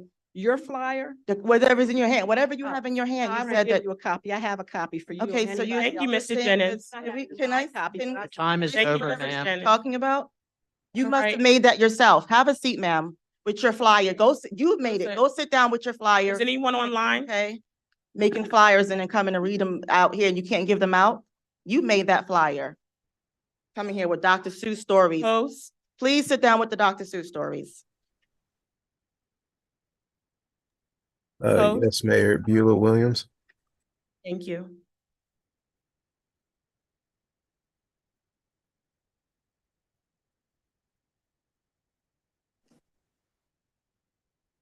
Thank you, Councilman Buck.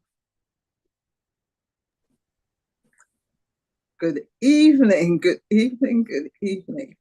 I was thoroughly entertained. First of all, I want to say congratulations. Oh, Beulah Williams, Botany Circle.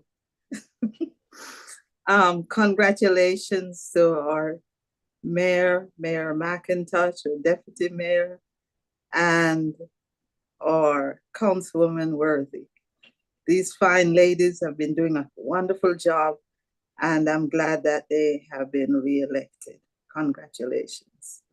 On a serious note though, if somebody is sick, they shouldn't be there, they should stay home. I think that's true.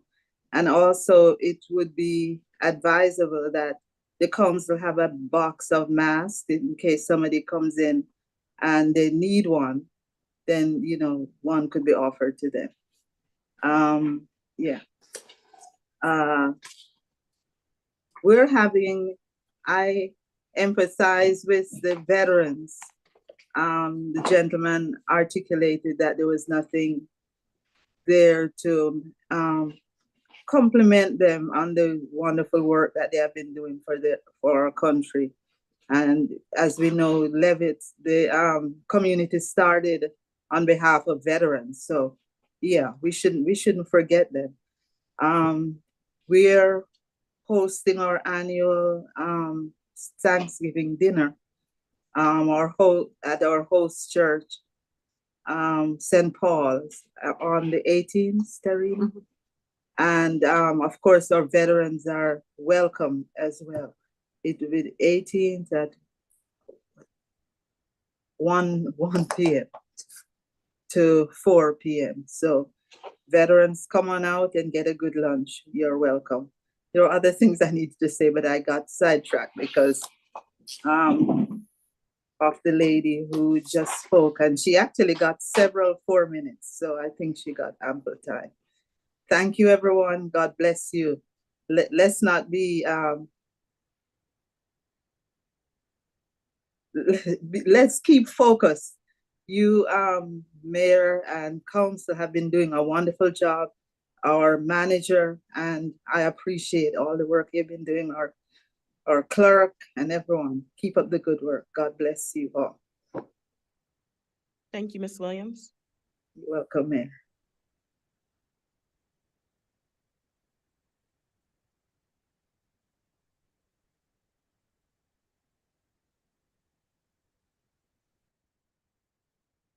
We have other hands up.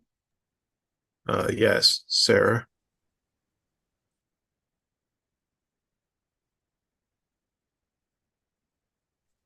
Hello, Council. This is Sarah Holly. I have to agree with Mrs. Williams. If you're sick, you should stay home. That's why there is an opportunity for you to speak to council like I'm doing on Zoom. So I don't think germs should be spread out in the community with the virus. It's at a high rate now. So if you're sick, stay home. I want to talk about taxes. Those of you who know me, I really don't have a problem with paying taxes as long as I feel that my taxes are spent on services that this community needs. I don't have a problem, didn't have a problem back in the summer when my taxes went up because of the school taxes, because my grandfather had this saying that if a child cannot read or write, he's going no place in this world. So my taxes went up to pay the school taxes. I'm fine with that. However, I do have a problem, council. If you're spending $5,000 of our tax money on renting tables and tablecloths for a party for 100 people, where people had to bring their own food, their own tablecloths, their own paper goods, and you spent a $5,000 of taxpayers' money on that, that's a misuse of funds. And I think perhaps if some of these administrators, managers, township managers, were actually living in 08, 04, 06, they might think a little differently about spending our money. I'm not even I don't ever see the manager around town, so I don't even know if he lives here or not, but that's another story. And don't tell me he doesn't have to live here. I already know that.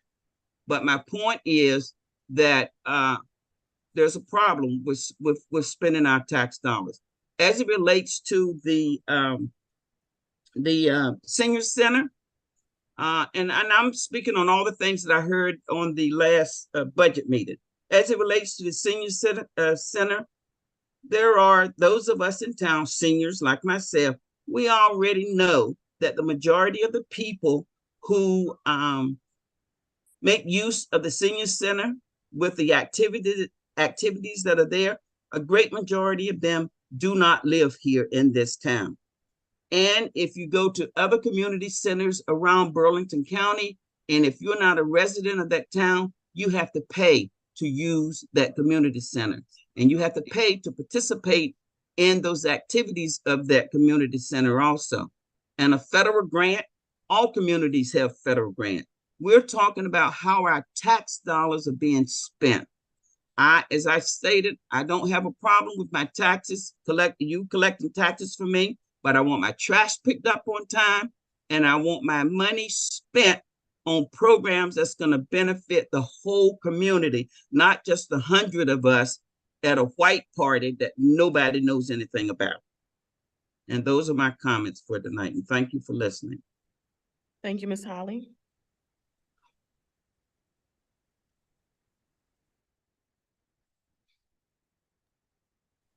All right, Brown.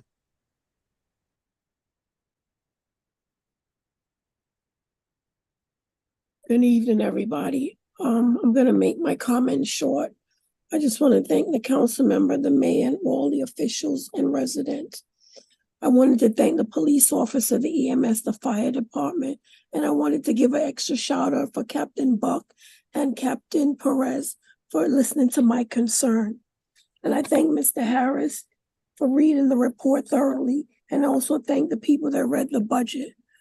I wanted to bring up a question about what I had asked about the budget for the police officer.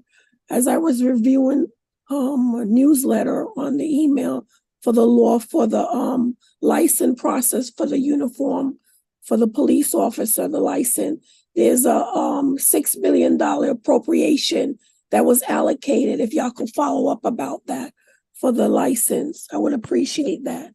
And I also wanted to follow up about the gentleman that was there earlier was talking about the reassessment of the property. Could you speak more about that? Thank you very much. 78 executive, sorry. Thank you, Ms. Brown.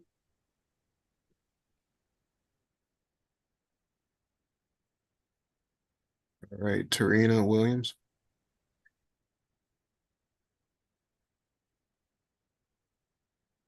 Good evening, everyone. Tarina Williams, 8 Botany Circle. I want to take this time to congratulate Mayor McIntosh, Deputy Mayor Whitfield, and Councilwoman Dr. Tiffany Worthy for being reelected. Can't imagine it not happening that way. All three of you are doing an amazing job working together and, of course, individually to serve the community with love and compassion. I really appreciate the fact that whether it be 1, 2, or 3 members of the Township Council, whenever there's an event, and I look at pictures on the Facebook page and so forth, all of you take the time, along with, of course, Councilman Anderson and Councilwoman Perron, all of you take the time to support the different events that our township hosts. May God continue to richly bless and lead, guide, and direct you. And of course, your families. Second, I wanted to extend a special happy early Veterans Day to all of our veterans, and we have some on our own Township Council. And of course, Ms. Blygen as well. Happy Veterans Day. Thank you so much for your dedicated service for our country, which continues into this day. So may God richly bless you. And all of the veterans of Willingboro Township, who we greatly appreciate. As my mom said, we're extending an invitation to all of the veterans and in the community for our upcoming Thanksgiving dinner, which will be next Saturday. We're not only paying tribute to veterans, but especially our youth When I think about what they're going through now compared to the little things that we had to go through when we were in high school, I had to go through in high school. That's why we're taking the time to have a special program in the afternoon with our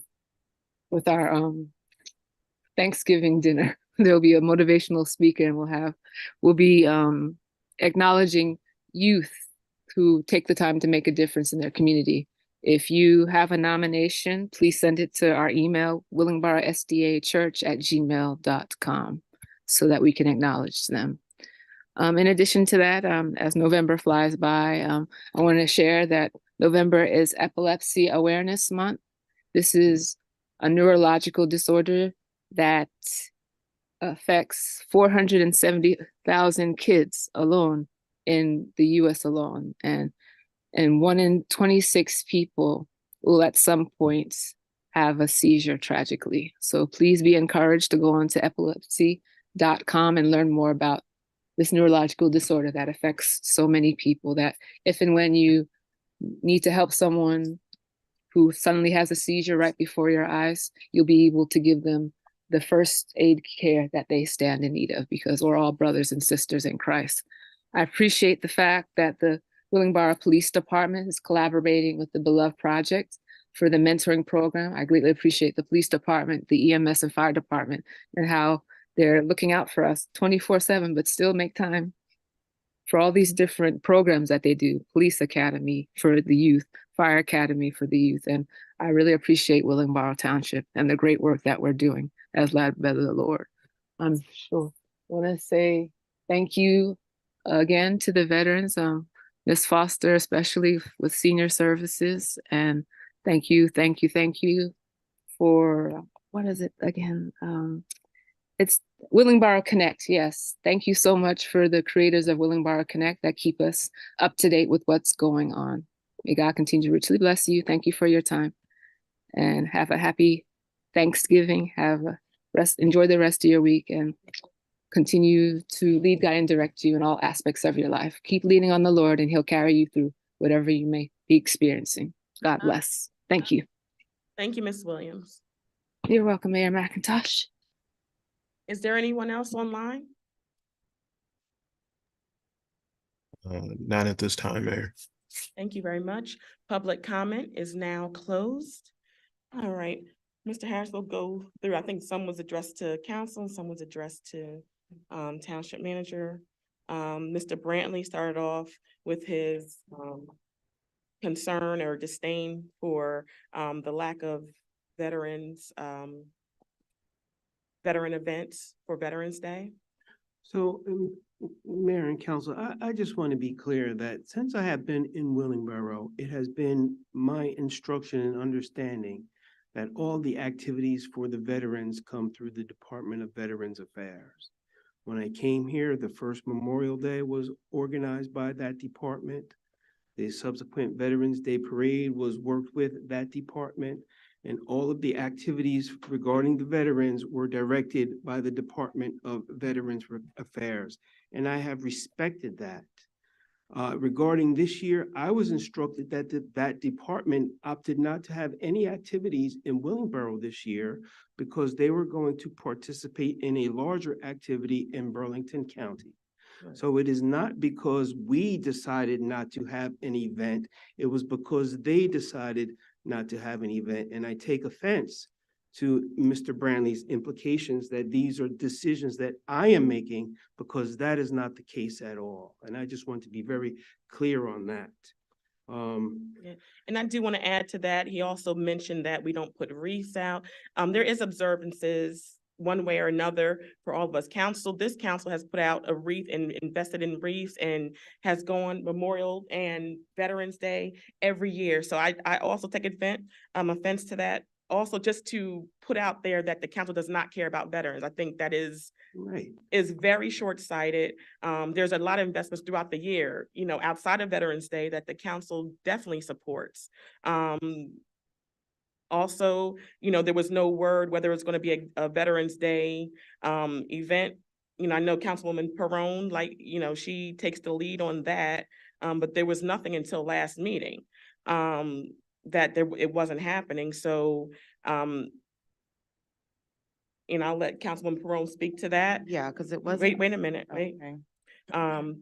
But, I will say that, we respect our veterans within the township, within the township administration, and we respect all of our residents, especially concerning our veterans. So I don't think that comment was true.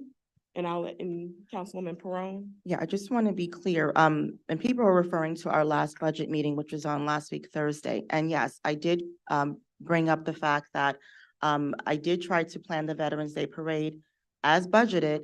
However, that date was rented to a private family. So that's what they're speaking of when they're speaking about Veterans Day and nothing happening. So if I am the parade and events liaison, and you block me from putting on the parade for veterans, which we allowed it money for that, then possibly you should do something else in the township. And that's why I had double asked a question about the teen event, that all of a sudden you're working with the Parks and Recreation, which is a good idea. We need to work together in order to put things together, but not to prolong any further, because I know we already extended this meeting, but just for clarity, there is nothing that was planned for 2023 for the veterans. And what I did try to plan was blocked. It was not allowed. It was not supported, and therefore it did not happen. So you just heard about it at the budget meeting, but I've been talking about this since August. And Mr. Harris knows that because I've been communicating with him and Mr. Gary. I have the text messages back from August. And then for Mr. Johnson, his concerns over our OEM and he was disappointed in the vote. I'll speak for myself. I have nothing against Mr. Carroll. But I do think that the request from council for that position was very clear. And I believe, we've been asking for this for years. And it just was not accomplished at this point. So I respectfully, hear you. And, but I think, we just have to make sure we're getting the correct information we need for that particular position. I don't know if any council has anything to add to that. Okay. Mr. Harris, can you address Mr. King's concern? Yes, and I will apologize to Mr. King, but this is the first time that I am hearing that Mr. King had reached out and left 2 messages or called me 2 times, because I've never received any communication of receiving a phone call from Mr. King.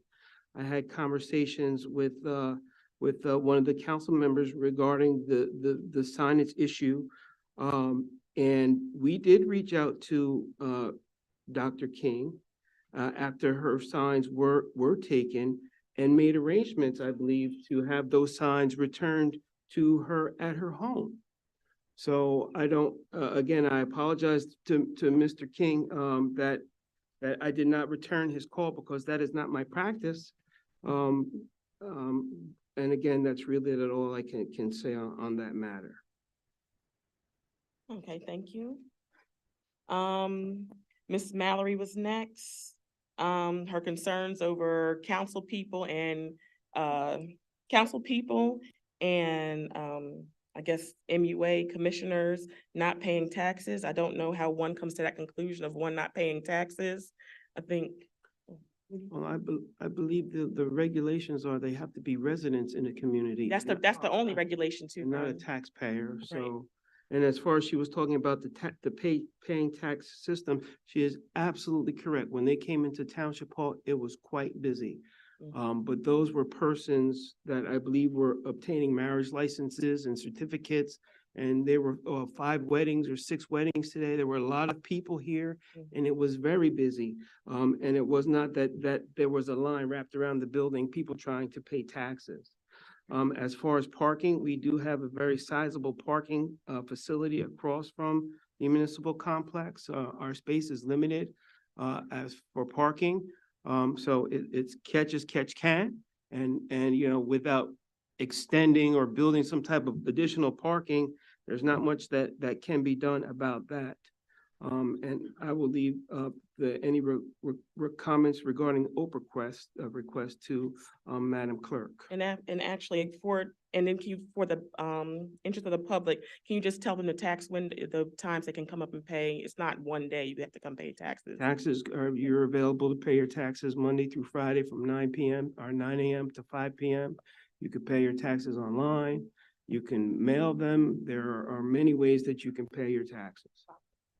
There's a box in the police station. Absolutely, yes. Yeah, thank you. And just to clarify, Madam Mayor, there's no requirement under New Jersey law that elected members of this body, council, or for that matter, appointed members of the MUA have to be taxpayers. They're required to be residents of Willingboro, but there's no requirement that they be taxpayers. I think Ms. Mallory was speaking of the fact that if you're elected officials, you're sitting on council, and if you don't pay taxes, but yet you're raising taxes, it kind of gives you like a little bit of a pain in the belly.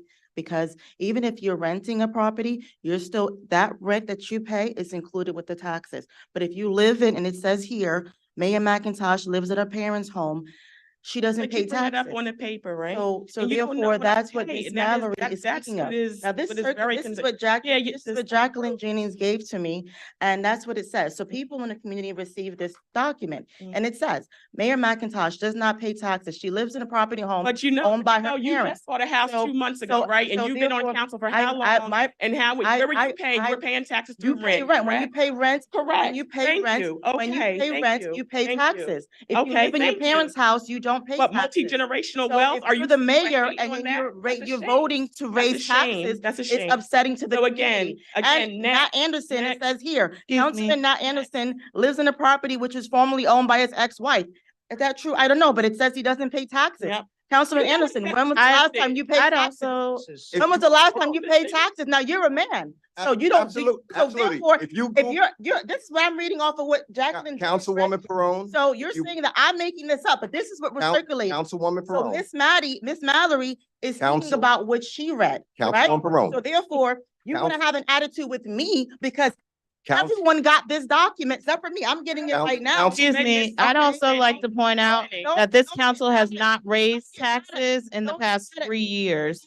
So that is a moot point If you are because this council has not raised taxes on the residents. entitled to their own Therefore, opinion. it is not. So if you're a resident and you're upset because your taxes are being raised by the mayor who lives in. By the parents' school house, board because the no, council has no, not no, raised the council taxes. does raise taxes and we raised taxes this year. We But did you're not saying raise if taxes you're this the year. mayor That and you is live in not your parents' true. house, you're Point not of order, raising motion to nothing. adjourn. So moved. Adjourn. Second.